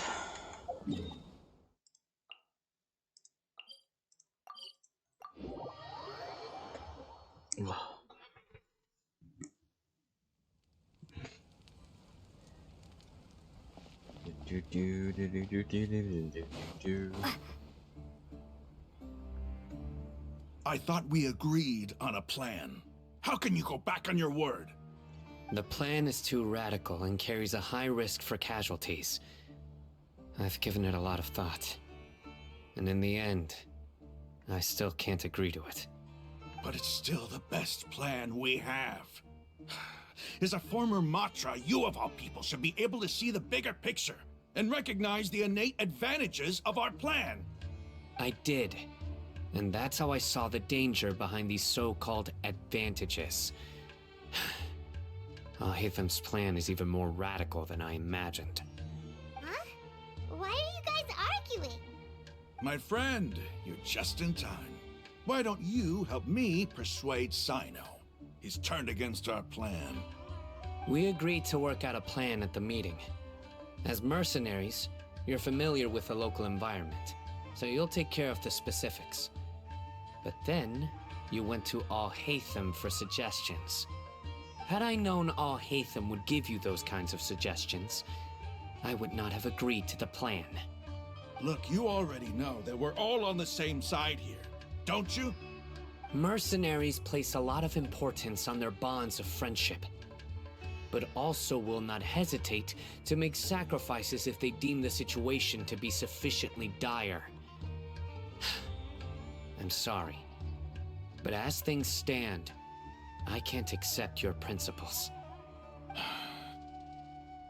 Seems you really do understand the ways of the desert. Traveler, Paimon, this is also something you should know. Rahman's plan is to have me work with the Caravan Rebot guards in my capacity as a Matra. We will arrest the mercenaries and escort them into Sumeru City. My food. Wait, how can we work with the guards? We can't get through that wall easily, remember? Caravan Rebot would never let so many unregistered members of the Eremites enter Sumeru City. My plan will clear us of any possible suspicion, and also let us enter the city as a big group. There is no better way. That also sounds like something Al-Haytham told you. Am I right? Doesn't Al-Haytham know how dangerous this plan is? Of course he does. He told me, there is no perfect plan, but this can get the job done. He also said that with the help of Sino and the Traveler, our chance of success would increase significantly. I never blindly trust anyone, and I've always had a good eye for people. I think he made a number of valid points. It's my own choice to trust you. If I make the arrests alone, I can control myself and prevent you from getting hurt. But I can't guarantee that kind of discipline from the guards. To make the whole thing more convincing, You'll need to resist to some degree. Casualties are inevitable once push comes to shove. I'm okay with the deaths of enemies. But now that we're allies, I'm against the meaningless loss of our own. I can't believe a Matra would actually care about us. I've lived a hard life, and I can say that people like you are hard to come by. I've always treated my allies with honesty and respect. They have the right to know important things like this. Now you're making this hard for me. Hey, is there something we can do to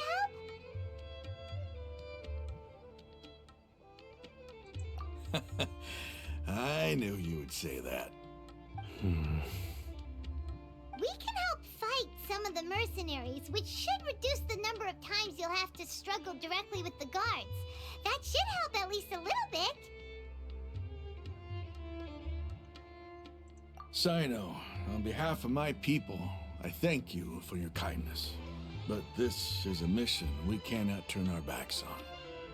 We strongly value the lives of our friends, but the goal we are about to achieve is even more important. We have no fear of casualties, because we crave the spoils of victory. So please, lend us your support. We will show you the determination of us desert dwellers. Well, now that you've put it that way, I can no longer refuse. But remember, you need to follow the plan and not do anything reckless. Candace made it very clear that we can only achieve our goals if we can ensure our safety. Since you and I both recognize the significance of this operation, there should be no more animosity between the followers of the Dendro Archon and those of King Deshret. Everyone's life is equally important. Okay, you have a deal. Let's do this for our shared dream. The guards should be stationed in the courtyard nearby. You can find them there.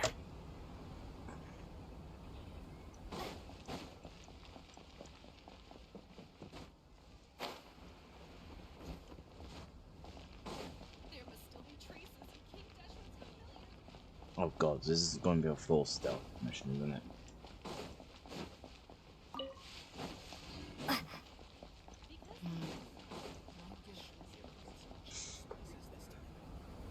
Guards! General Mahamatra! To what do we owe the honor? Keep your voice down. This is a secret operation. I'm going to arrest a large criminal gang near this location. According to the Academia's Guide and Regulations on Secret Operations, I have the right to ask for the cooperation of Caravan Rebot. Ah, of course, of course. Mahamatra Sino's order is the Academia's order. Just let us know what you need. But who exactly are you planning to arrest, and how many people are you expecting? Depending on the scale of this operation, we may need to report it to our superiors. They're a squad of Eremites whose number is comparable to Ain El Akhmar in Port Ormos.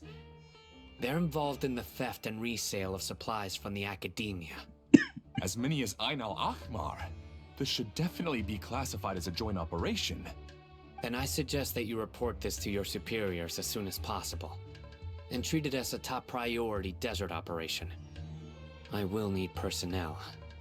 Got it. Please wait a moment. I'll contact them immediately.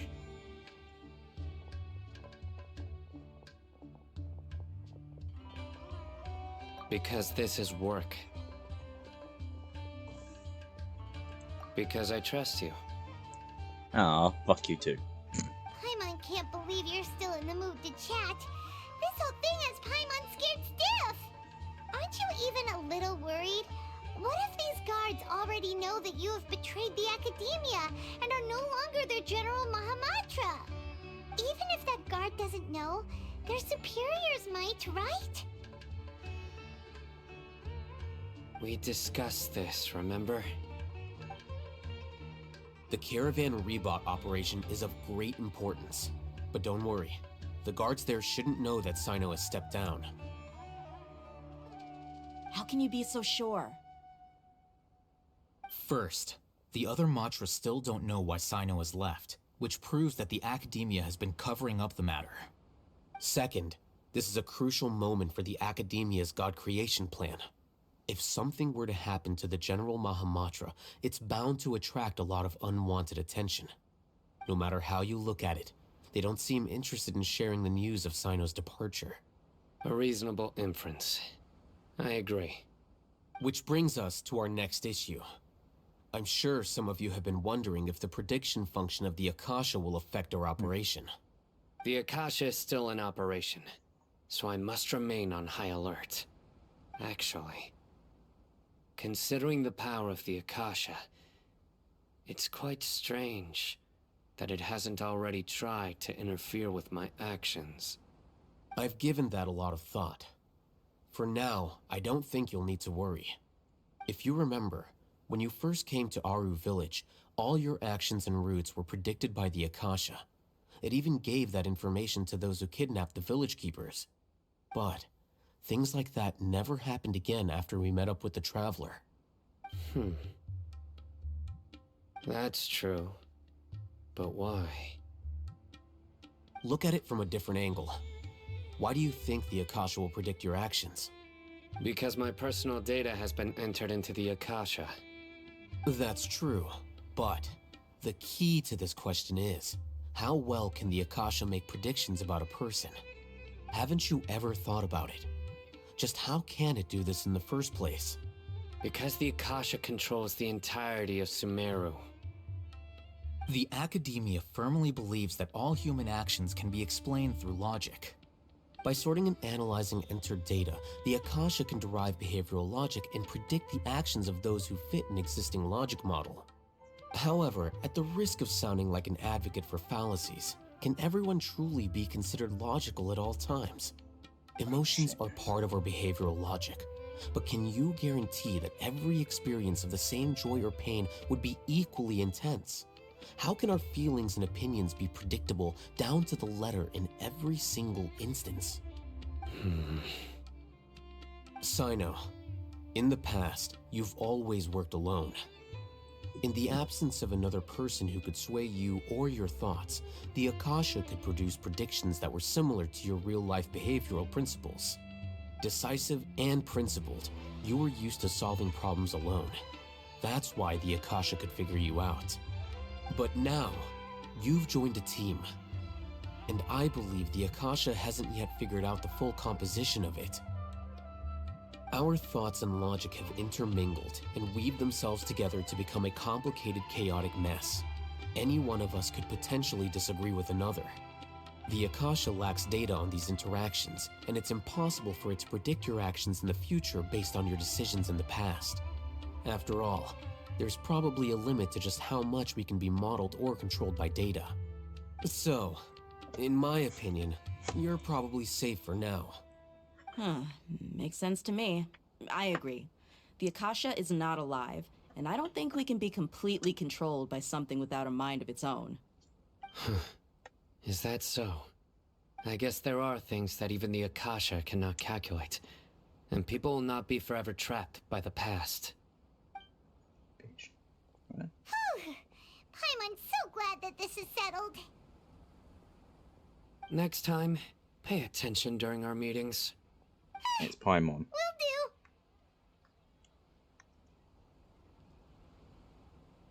Just remember to stay vigilant.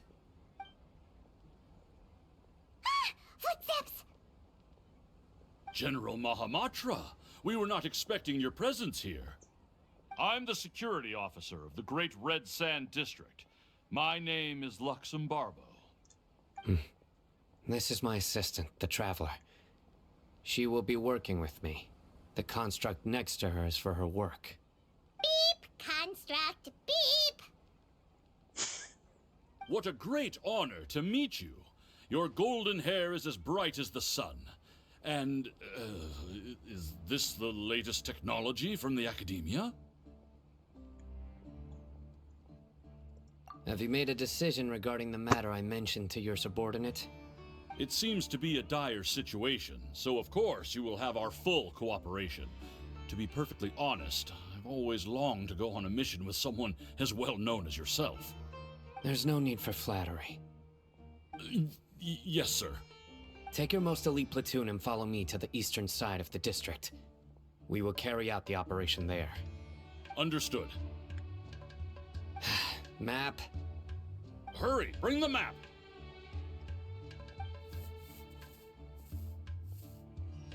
In 2 days, we will engage Ramon's Eremites and capture all of them. Any questions about the time or location? None at all, sir. Good. See you then. Yes, sir.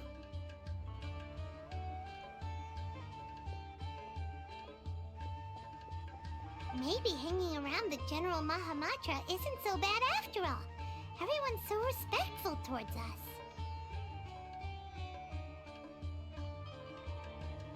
This is all due to the absolute authority of the Academia. And now, we're going to strike back against that massive pillar of power. Get ready.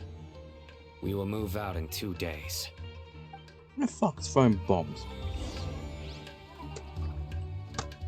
2 days? Okay.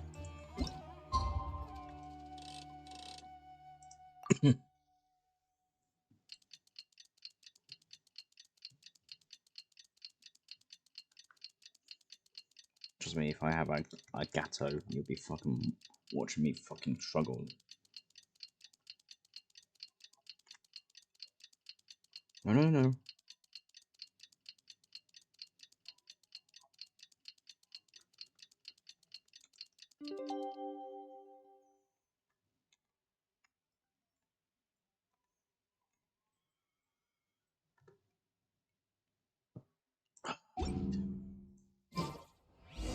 It's time for the operation! Let's go meet Sino in the desert!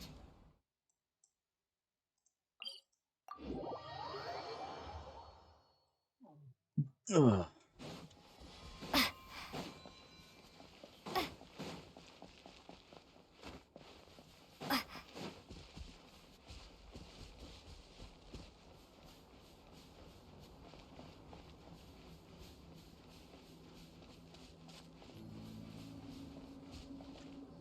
Look! Over there! Our helpers have arrived already! Let's hurry over! Wait a moment. Ah! Oh, it's you! You're my assistant, remember? Being my assistant, you must stay with me. Now let's head over there. It's General Mahamatra and his assistants. We meet again.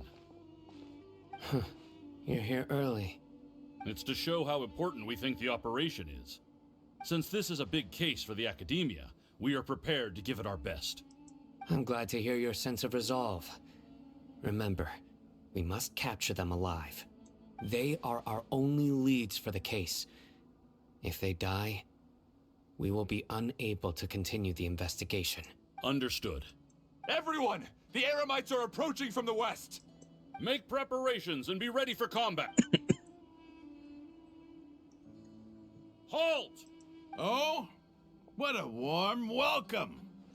What do you want? Judging from those shiny weapons in your hands, it seems like you're not interested in a deal. Ramon, the Academia has caught wind of your smuggling and illicit sales. If you value your life, I advise you to surrender. Who are you supposed to be? A Matra from the Academia? I can't believe you came all this way just to catch us.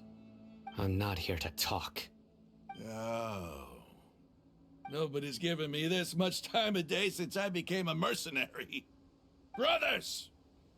For that slight, let's wash our blades with their blood. Let's show them we Eremites are not to be messed with.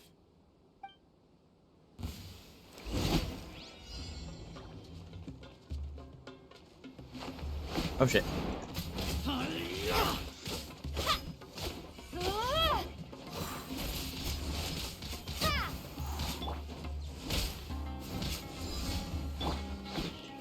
Do.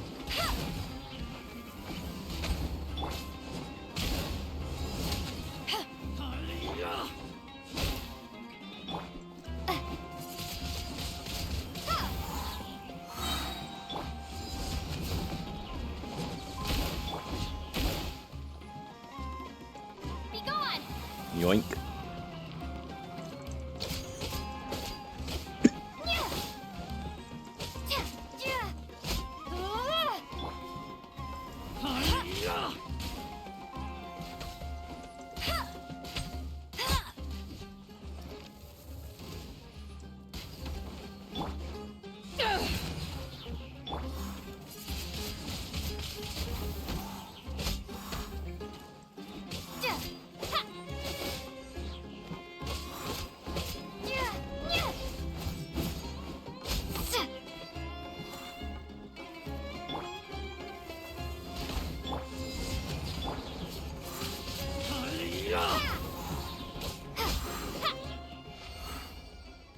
It's over. Ah! We have subdued them. The operation is now over. All Aramite mercenaries and related personnel in the area have been arrested. Ah, you pitiful Dendro Archon dogs! You'll regret this! I'm afraid you'll regret it first. King Deshret will curse you, and you will all! Silence! Oh, Restrain them and take them back to Caravan Rebot. Count their numbers and send them to the Academia as instructed by the General Mahamatra. Yes, sir! Ah, you bitch. Don't throw shit at me. Mahamatra Sino, I will now take my leave. If you need further assistance, please come to Caravan Rebot and ask for me. Understood. You are dismissed. There they go. Let's talk elsewhere.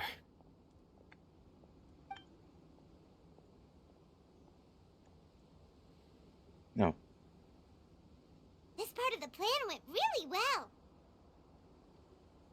Yes, things went perfectly. That's fantastic! And that punch you gave Rum on there sure looked convincing enough. Once we're done here, I'll return to Caravan Rebot and oversee the group's transport. I promise. I'll get everyone into Sumeru City safely.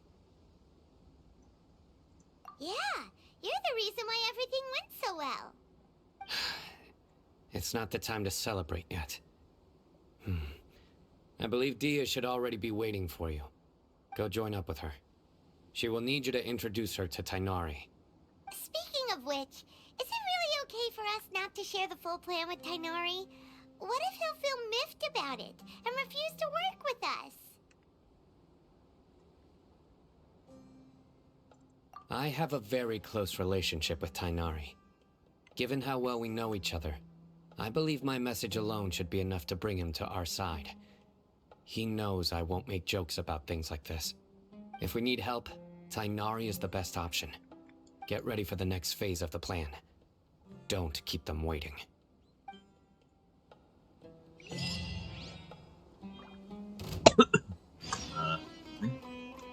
Oh.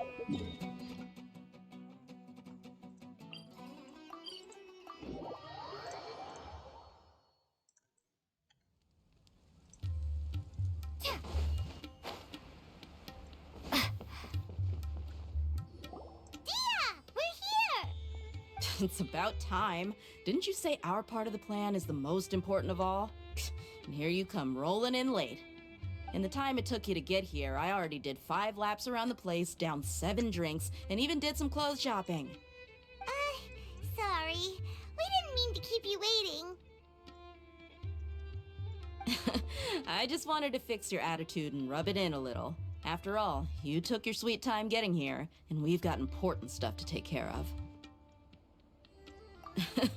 I just like seeing that serious look on your face. Alright, I'll stop. All joking aside, I'm glad you're here. Let's get moving and take care of this as soon as possible. Well, where should we start? Our responsibility is to get a status update on the Fatui Harbinger known as the Doctor.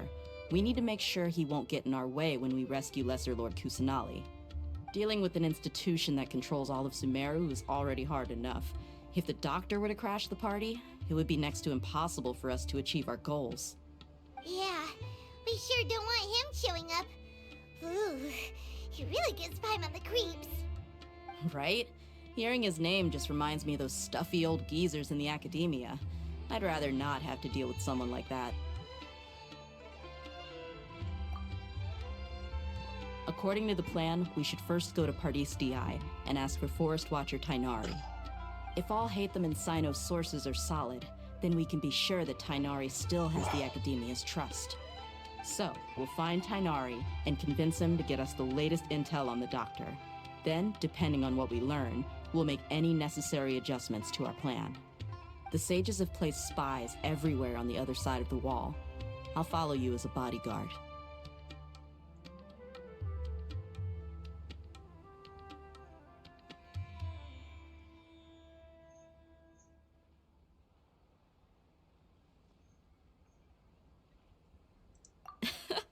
You should be honored. I don't offer my services to just anyone, you know. But Paimon thought mercenaries would do anything for Mora. That's certainly true. But when multiple employers are vying for your services, you should always go with the best offer. Let's see. If I were to charge you a bill, I guess I can apply a discount. How much Mora do you want? Paimon's not sure we can afford it. I can afford everything. How much do I want? Hey, how about paying me with a smile? What do you say? Off. I haven't seen Not you a fucking smiling much chance. recently. If you ask me, someone like you must look lovely when they smile. Come on, give me a smile so that I can be less worried. Looking good. I hope this pretty smile will become our lucky charm. There are many kinds of smiles, but only a truly joyous one can bring blessings to others. Let's consider this smile a down payment for our future victory. Let's go. It's time to pay a visit to Pardis DI. Bollocks. Okay.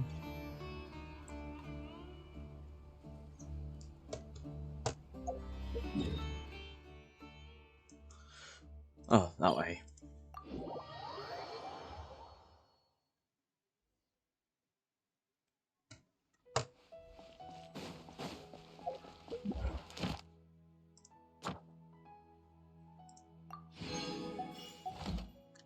Okay. He's over there. Let's go say hi.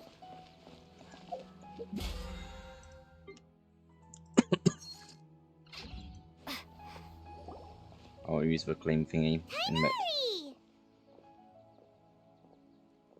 Traveler, Paimon. And you are? Hey there. This is our friend Dia. She's an Aramite mercenary. A mercenary? You must have some big news for me. It's something really important. Please help us out. All right. Then follow me.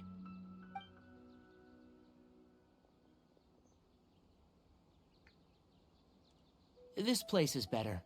We won't be disturbed by any passerby. Okay. What is this important thing you want to ask me? Have you ever met the Doctor? The Doctor. He's that strange-looking Fatui Harbinger with the mask. Paimon thinks he has blue hair. Yes, I know him. Actually, he left Pardis DI just a little while ago. He left already? Yeah. He came looking for me. Can I ask what it was about? Sorry to ask you like this after having just met, but your answer is very important to us. For now, all we can share with you is that your friend Sino is working with us. Sino, you say?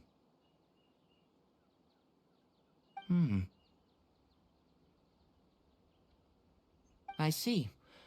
So that's why he hasn't been at the Academia. Okay. I'll answer your questions and will assist you any way I can. You don't have to tell me everything that's happened. Sino's name really does work wonders. You're not even a little worried that we might have made it all up? Despite having just met you, I can sense that you're the serious type. Between you, the Traveler, and Sino, none of you strike me as the type that would conspire to deceive me. You don't need to tell me anything you don't want to. I'll also get straight to the point. The Harbinger you mentioned came to me because he wanted to take the scholar Hypatia away with him. Hypatia? Why would he want her? And what do you mean by take away? Is he planning to leave Sumeru? Yes. He told me his return to Snezhnaya is imminent. So you mean you're leaving this place soon? Indeed. Otherwise, we could have perhaps talked a little more. I was just about to set out when I remembered something important. To that end, I made a final trip to Pardis Dii. Let me ask, have you been taking care of a scholar by the name of Hypatia? Your sources are accurate. No doubt because you've recruited many informants. But you're right. Hypatia has indeed been receiving treatment from me. Forgive me for asking, but how's the treatment coming along? Given the way you're asking, I assume you have something to say. Since you asked, I'll be frank. I would like to take Hypatia to Snezhnaya. It's incredibly difficult to transfer a patient. As a scholar yourself, shouldn't you at least be aware of this? Oh? I can't believe your utter lack of faith in me, to the point of even questioning my general level of knowledge. How unbefitting. Well, you're the only one who's ever made such a request. I have my ways of keeping her safe during the journey. In addition, I can also promise that under my care, Hypatia will receive the most advanced and effective treatment. I will personally supervise her treatment and see to her recovery. Would that be agreeable to you? No. Hypatia was born in Sumeru and remains a scholar of the Academia. Her situation has not become dire enough to necessitate her transfer to another nation. Transporting her to Snezhnaya is risky, and the potential benefits are unknown. As the person currently responsible for her treatment, I cannot possibly sign off on this transfer. Your suggestion is rude and reckless. I'll pass. I don't know much about the doctor, but after talking with him, I realized that just like many other scholars, he possesses an aura of arrogance that I've come to detest. It's not so much that he's looking down on others, but more that he's confident in himself and his abilities to a point of near insanity. I would never refer a patient to someone like him. I prepared myself for a protracted battle of wits, and was really surprised to see him just give up on the topic. Still, his reaction really concerned me.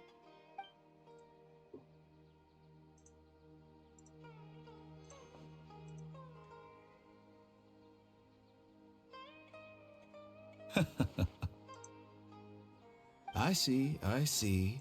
Of course, your opinion makes perfect sense. You're still young, but already quite stubborn. I must say, you are not like what I had expected. Under normal circumstances, I wouldn't just let you off the hook like this. But unfortunately, I'm in a hurry today, what with Her Most Noble Majesty the Tsaritsa calling for our return. Luckily, there is still some time left for me to take care of everything before I leave. For two comes It's terrorism. just as the Academia said. You're a responsible and gifted scholar. Sadly, even with all of that, you're still lacking a bit of shrewdness. And that's also why people like you can never realize that sooner or later, everyone must pay the price for what they've learned. So by that logic, people are 100% okay to invade them. Paimon can't help but feel like he's hinting at something unpleasant. He asked a question, yet didn't care for my answer. Perhaps I'm nothing but a talking rock in his eyes. He never came off as malicious, but an utter lack of compassion permeated throughout our conversation. From his tone, I can sense that he's always looked down on others. I can barely believe it myself. But if that's true, the situation will be in a... I don't think Oops. I missed any details. Frankly speaking, I don't want you to do anything too risky. Now that you know a little more, it should be easier for you to stay safe. Sorry we can't tell you everything. We appreciate that you helped us anyway. I won't forget your kindness. It's will. okay. I have an obligation to do so. To be perfectly honest, all of this may have started because of me.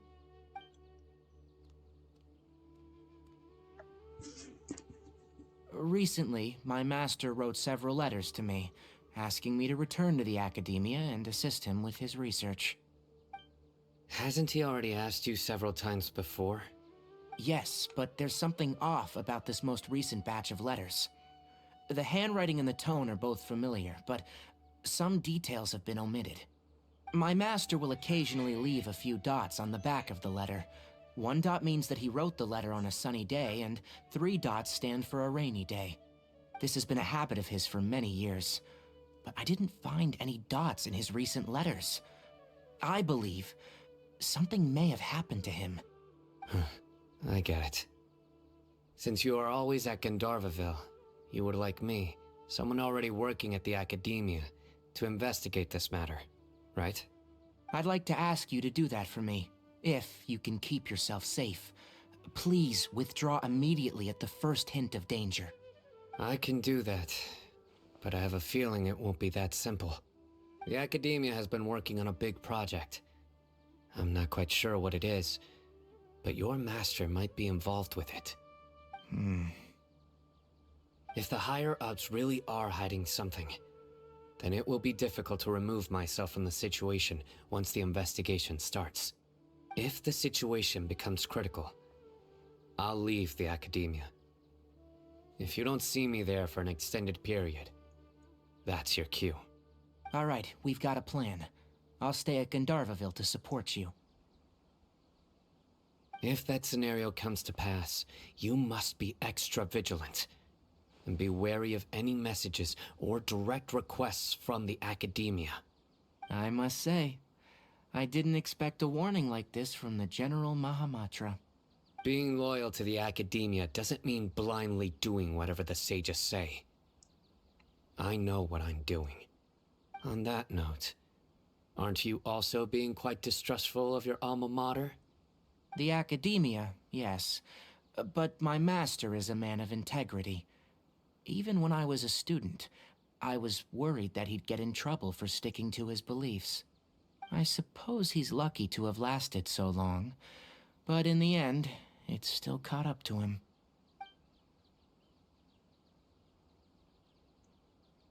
I see. So you noticed something was up with the Academia from the very beginning.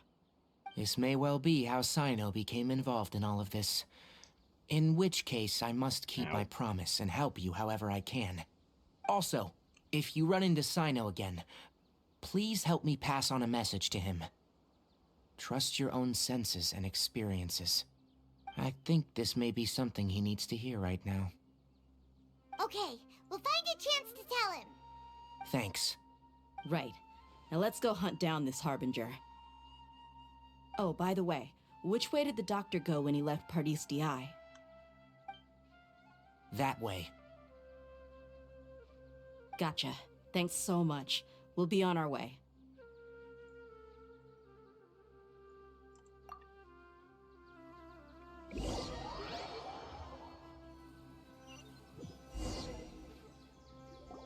According to Tainari, the doctor is leaving Sumeru soon. I want to check if the doctor was actually telling the truth. He also said that he'll take care of everything before he leaves. What did he mean by that? We need to be extra careful when dealing with a person like him. Just to be safe, let's chase him and see what we find. But we have no idea where he went! How can we start chasing him? We'll do it the mercenary way. I'll find leads as we go. All you have to do is just follow me. That Harbinger may have tried to cover his trail, but he still left some traces. Or perhaps he never even thought about concealing his whereabouts. Maybe that's just how arrogant he really is.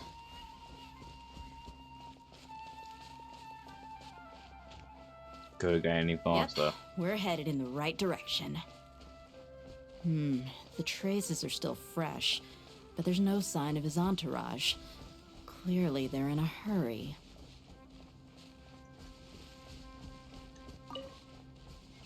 It's just as I thought.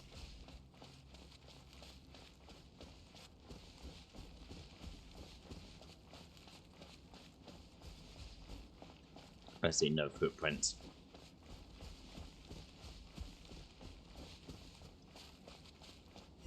Oh look, an ambush. We can stop here. I think I know where the doctor... To the south of here is Port Ormos, which seems to be where they're headed. Port Ormos? They're going to leave by boat? That's right. Let's go to the port and have a look for ourselves.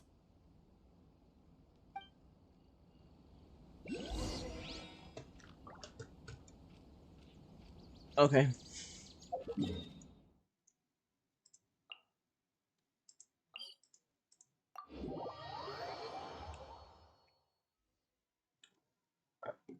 Ugh.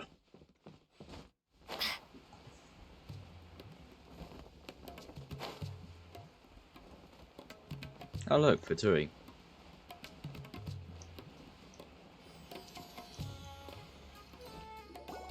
Look! Fatui soldiers! Thanks to Dia's tracking skills, seems we found the right place. Shh! Don't draw their attention. The port is crawling with Fatui soldiers. Let's keep going and see what we can find.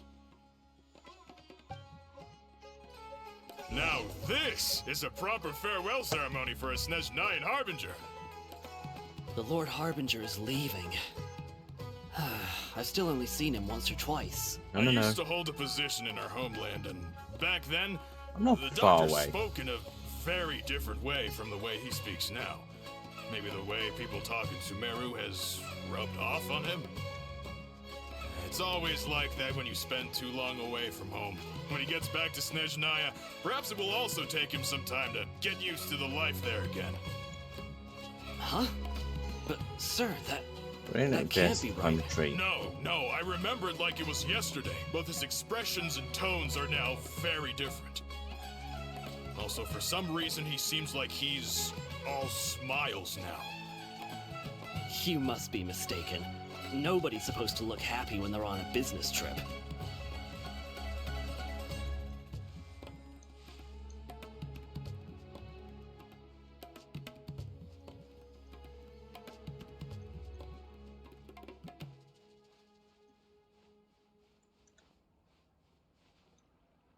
The doctor is on that boat. So he told the truth after all. He is actually leaving Sumeru. Let's get close. This place will do. We can hide here while we keep an eye on the boat.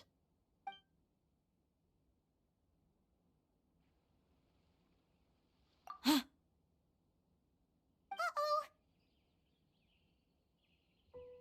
He can see us. He saw us.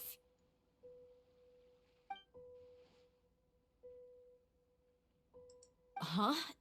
Is he waving at us? It's time to say goodbye. Wait, is he the only person? You mean there's nobody with him? And where are all the soldiers we saw in the port? They were all here just a few minutes ago. This is illusion. So this was a trap. Wait, don't tell me that. Luckily, there is still some time left for me to take care of everything before I leave. Oh no. What's hope? They might be after Hypatia. Let's get back to Party's DI. Huh? What do you mean? I'm afraid that she's seen something that she wasn't supposed to see. If I were the Fatui, I would also try to take her away. And if I couldn't... Oh no! Kill her. Are you saying they're going to kill her? Yep. Let's go!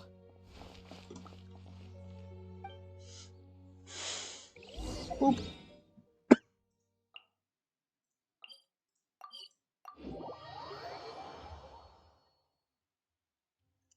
Pardis DI is not a place you Fatui can just show up and do as you please. I believe we've already made ourselves quite clear. Our superior gave us permission to search for and collect medicinal herbs in Pardis DI for research purposes. But you've been in Sumeru for some time already.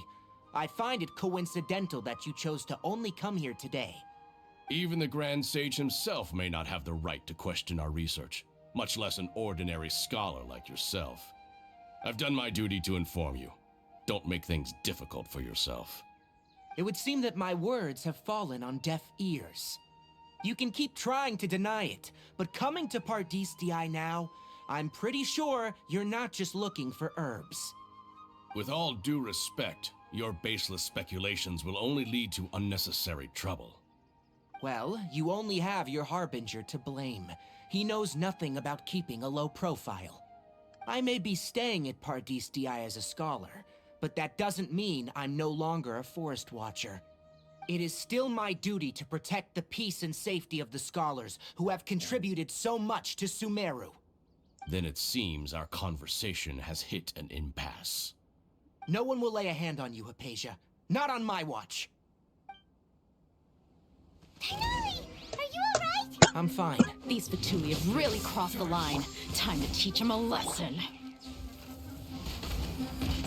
Ow.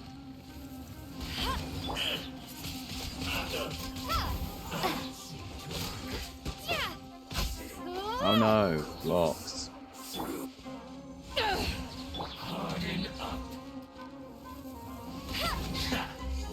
Where the fuck are you gone?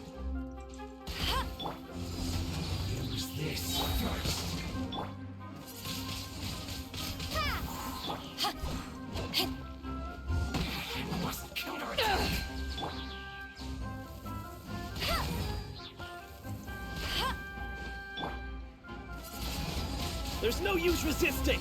Give us Hypatia! Keep dreaming! Yeah, Tighnari, beat him up! God knows not even here. Let it rain!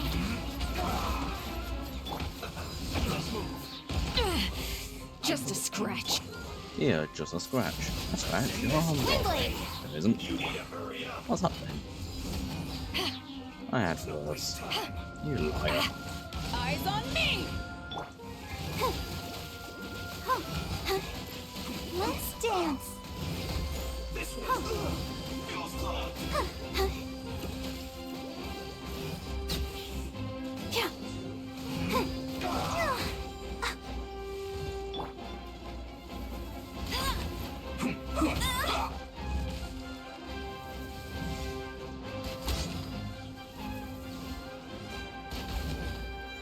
Almost. The mushrooms now decided attacking me. Oh.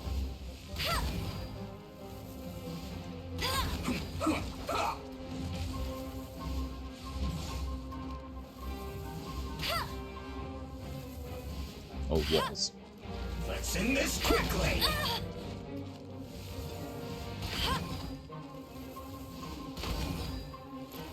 The doctor's orders are absolute! Yeah? You've been someone's lapdog for so long that you don't know anything else now!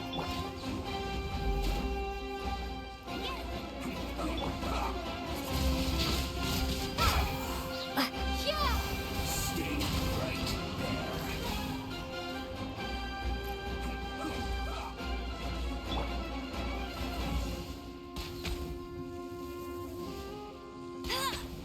No escape!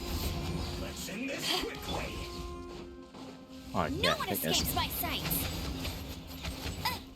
Almost.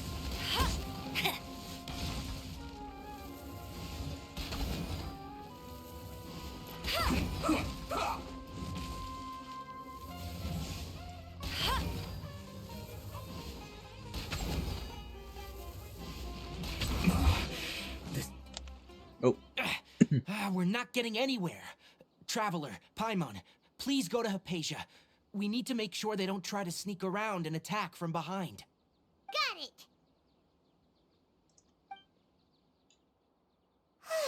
Hypatia's still here. Doesn't look like anyone's broken in. Yet.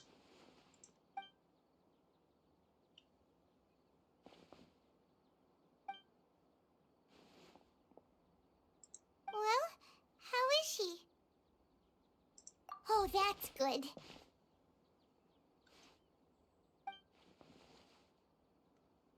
And here comes. So, you think this is over?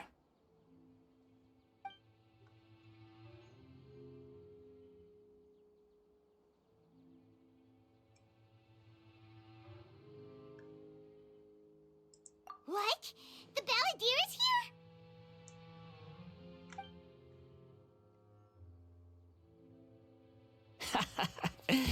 I've missed that look of abject horror.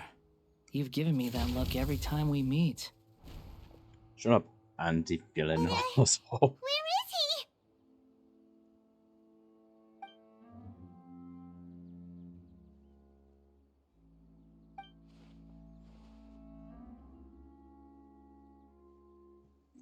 I can hear all of your thoughts, you know. Don't Good. you remember? Fuck you. I already saw you the first time you came to Party Sti and made contact with Hypatia. I didn't need to do anything. It is her honor to be able to connect her consciousness with me. Who are you talking to? It can't be the Balladeer, right? That's impossible. I know you must be curious. I might as well tell you that I decided to enter Hypatia's consciousness the moment I sensed your touch. I wanted to observe you on a fool's errand. Hey, Traveler! What are you doing? My deification is nearly complete. All that's left now are just some final details. Do you understand?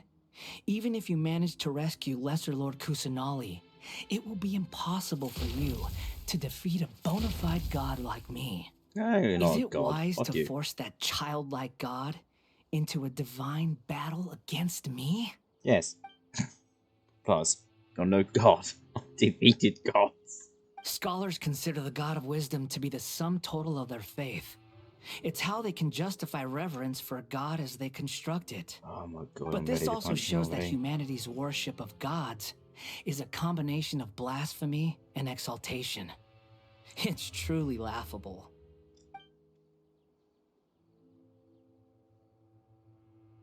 Yes. What is it? Do you ever shut up? Yeah, I'm in a good mood. Which is why I'm talking to you like this. Yes, yes, yes, yes, yes, yes. What do you mean? Put that there.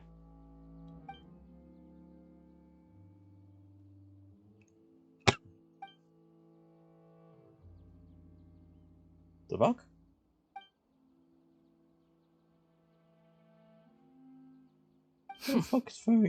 Those words almost make you sound like a friend who actually cares. But you're wrong. I'm different from all of you. I was born to become a god. No. My entire life up until this point has just been a meaningless routine. Just think about a sheet of paper. By itself, it holds no meaning. The content recorded on it is what gives it value. Paper has more meaning than All your I had recorded down before right were some painful memories and boring human feelings. Such senseless drivel should have been erased a long time ago.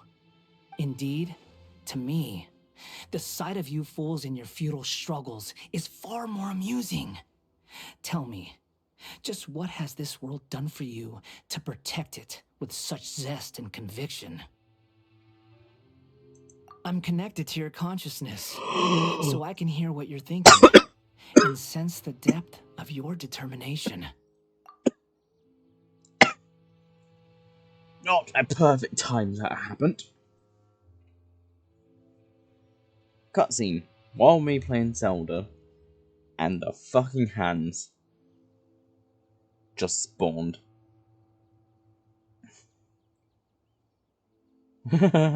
Piss off. No. 9. I don't speak German, but Fuck off!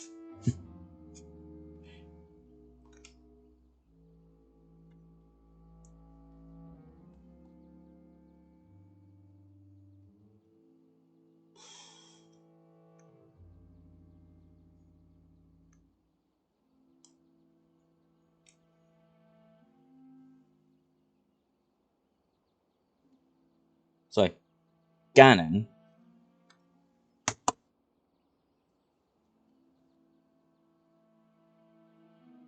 I'm fucked.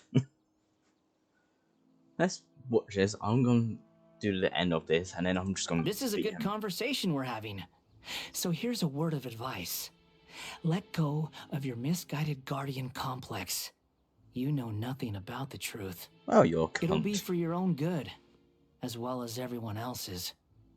Humans are a species that can only find bliss in ignorance. Good thing I'm not human.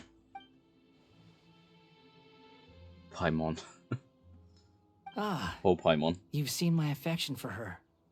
If you were in my position, I think you'd feel the same way. She peered into my consciousness and saw my past. Someone like that is qualified to become my first follower. All gods need followers. So Hypatia has been chosen. Damn, mate. Her Yeah, appearance shut heralds up. my imminent arrival at the throne of divinity, while her worship shall become my glory.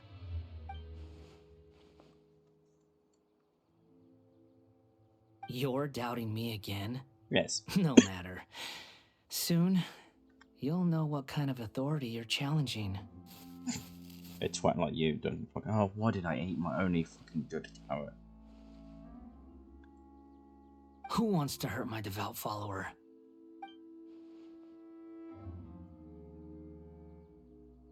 The doctor wants to hurt my first follower?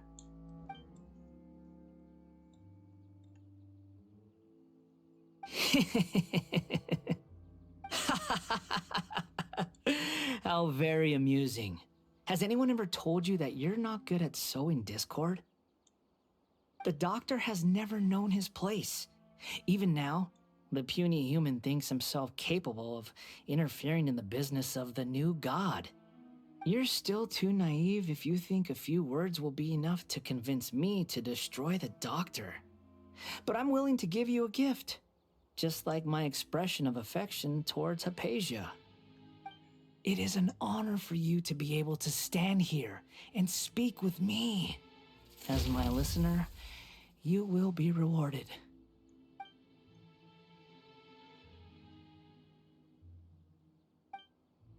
Both good things and bad things can be called gifts.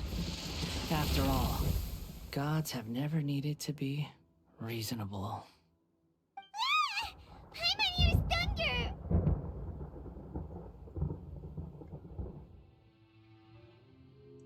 That person Paimon couldn't see was the Balladeer?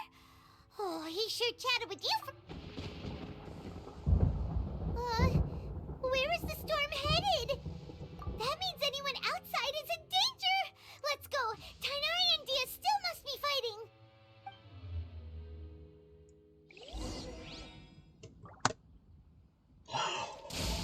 Ooh, flowers.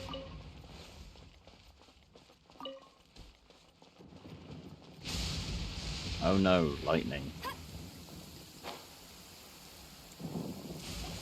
Oh! Have the Fatui retreated? Hey! What happened to you? He's hurt. I'm fine. Ow! Don't move. I've seen eremites get struck by lightning before. You need to rest. Struck by lightning? We were fighting, and just as things started looking grim, the weather suddenly became extremely strange. Lightning started attacking everyone, almost as if it were alive.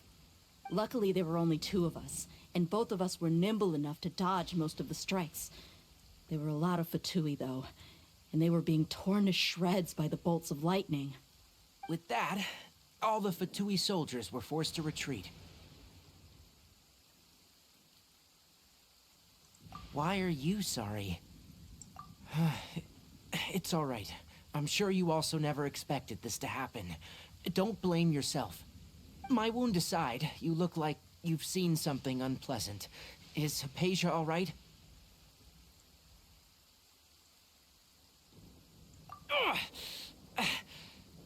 Hey, didn't I tell you not to move? Just in case. Let's go to Hypatia's place and talk about things there.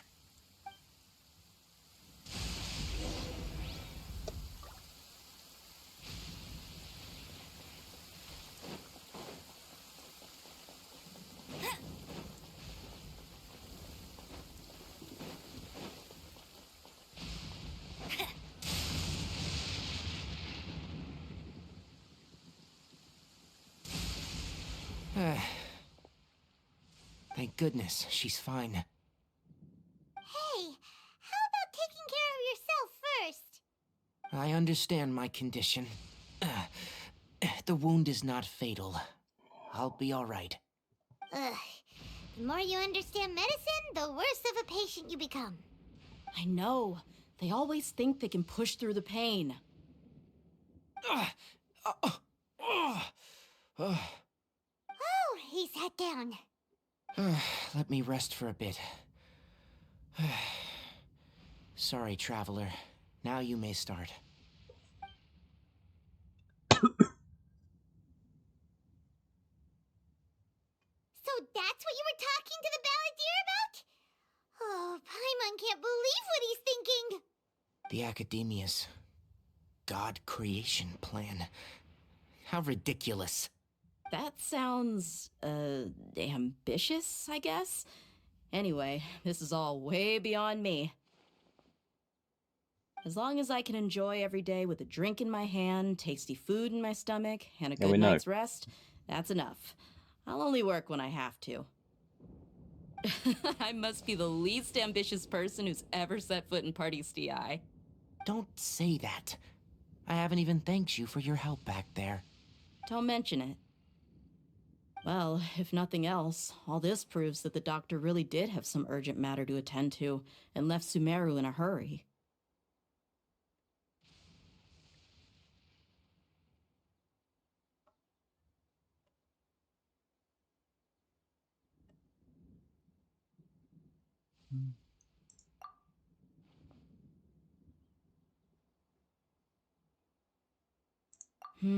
Maybe the Fatui want to cover up some secret of the balladeer. Is that why they tried to seize Hypatia? You said the balladeer claimed that Hypatia has seen his past. So, what could be there? Have you noticed? The balladeer is not happy with the doctor's actions. He thinks the doctor has no right to consider himself as his equal. So, if the doctor was to show up again, would the balladeer zap him with lightning? Based on what the traveler has said, I think he would. Having the doctor gone benefits him as well as us. In other words, we've successfully completed this stage of the plan. The doctor is out of the picture now. Yay! That's a big accomplishment! I'm also happy for you.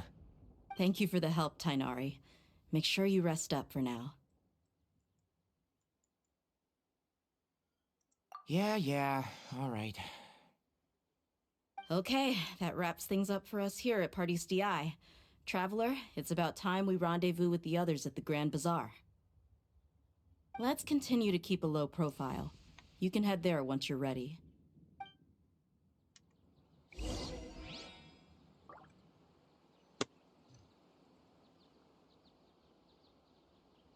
Nah, I want to go. Bye. Hello, they fixed it.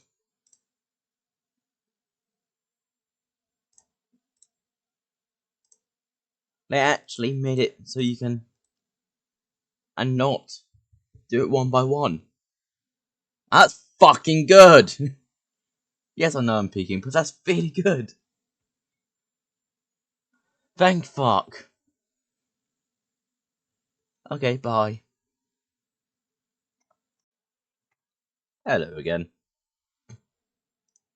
I know it's quiet. I should put sound on.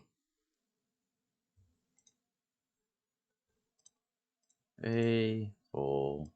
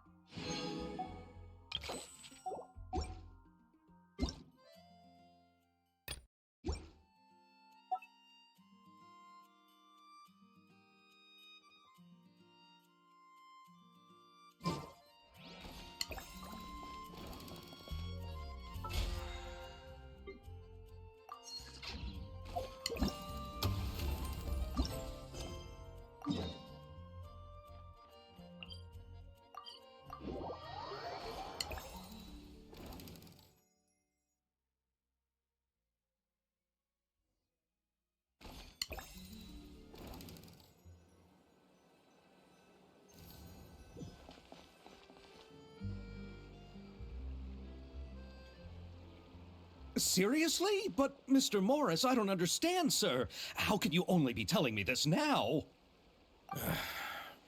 I'm afraid that there's nothing really I can do. I'm really facing a crisis. My hands are tied. But what about my film? Well, I'm afraid you have to come up with something on your own. Take it from me. Sometimes you just have to let things go. Same goes for this film festival.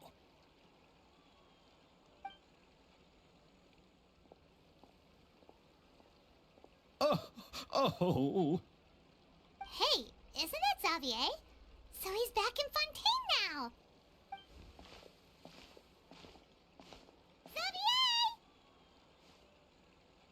Oh, why, if it isn't the dear Traveler and Paimon. I really didn't expect to bump into you here at this time. Well, I was doing just fine until I received some terrible news just now. The investor I was working with for my upcoming film has fallen upon some hard times and is no longer able to provide the promised amount of funds. Can't you just find a different investor? Unfortunately, that's not how it works. We had signed an agreement specific to the Fontanalia Film Festival, stipulating that I cannot work with any other investors until the festival is finished. The Fontanalia Film Festival? What's that? Oh, is this your first time participating in Fontaine's Fontanalia Film Festival? Then allow me to fill you in. The Fontanalia Festival was established to commemorate the legendary Loch Knights, who went on a quest to search for the Oceanids, and eventually welcomed the Hydro Arconageria. The holiday is deeply connected to the founding of Fontaine, as well as its unique laws and trials. It's one of the most important festivals for this nation. But what's with that weird expression on your face? It's like you're trying really hard to remember something.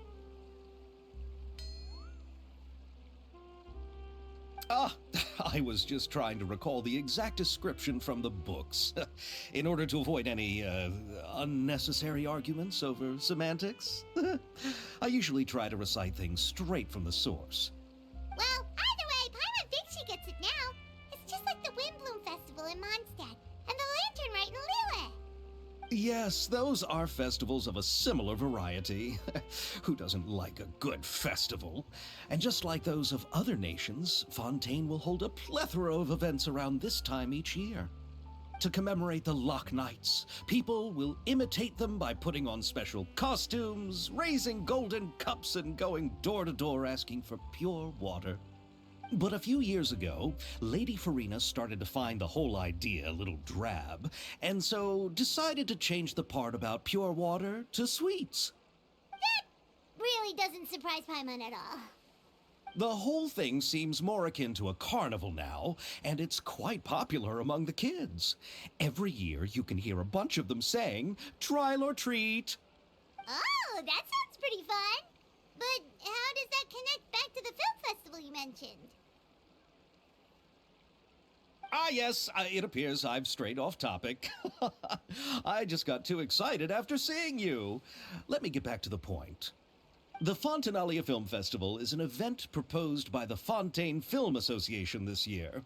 Now that film technology has matured as a medium, it's the perfect time to introduce more people to the art form. During this time, people may submit films to be evaluated, and the entry with the highest score will be given the Farina Award by the association. The what award? The Farina Award. You know, after the Hydro Archon. They coined it while Lady Farina was still in power, but even though things have changed, no one has made any motion to update the name. Perhaps everyone still thinks of it as a pretty appropriate name.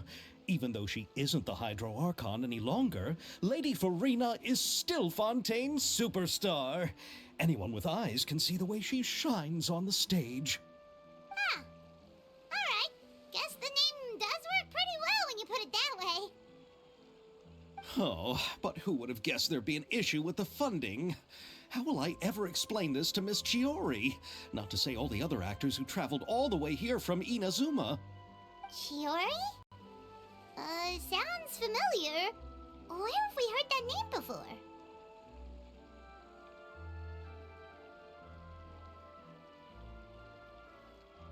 Yes, that's her. I asked her to oversee the event's art direction, including the design of the actors' costumes and appearances. Oh, Paimon remembers now! Navia said that her clothes were designed by Chiori, and Kirara's outfit too! How to describe her? Well, she tends to be pretty direct and can be very forceful when it comes to dealing with people. The fashion world in Fontaine has dubbed her the Thundering Seamstress. Her remarkable designs have led many Fontainians to become very interested in Inazuma. Anyway, Chiori is acquainted with all the actors I've invited from Inazuma. Without her help, I don't think I would have been able to get such an international cast for the film. She really is a kind soul. Who are the actors from Inazuma? Do we know them? Why don't the two of you accompany me to the Aquabus station to welcome them? Judging from the time, the Aquabus should be arriving shortly. Chiori will be waiting to meet me there as well.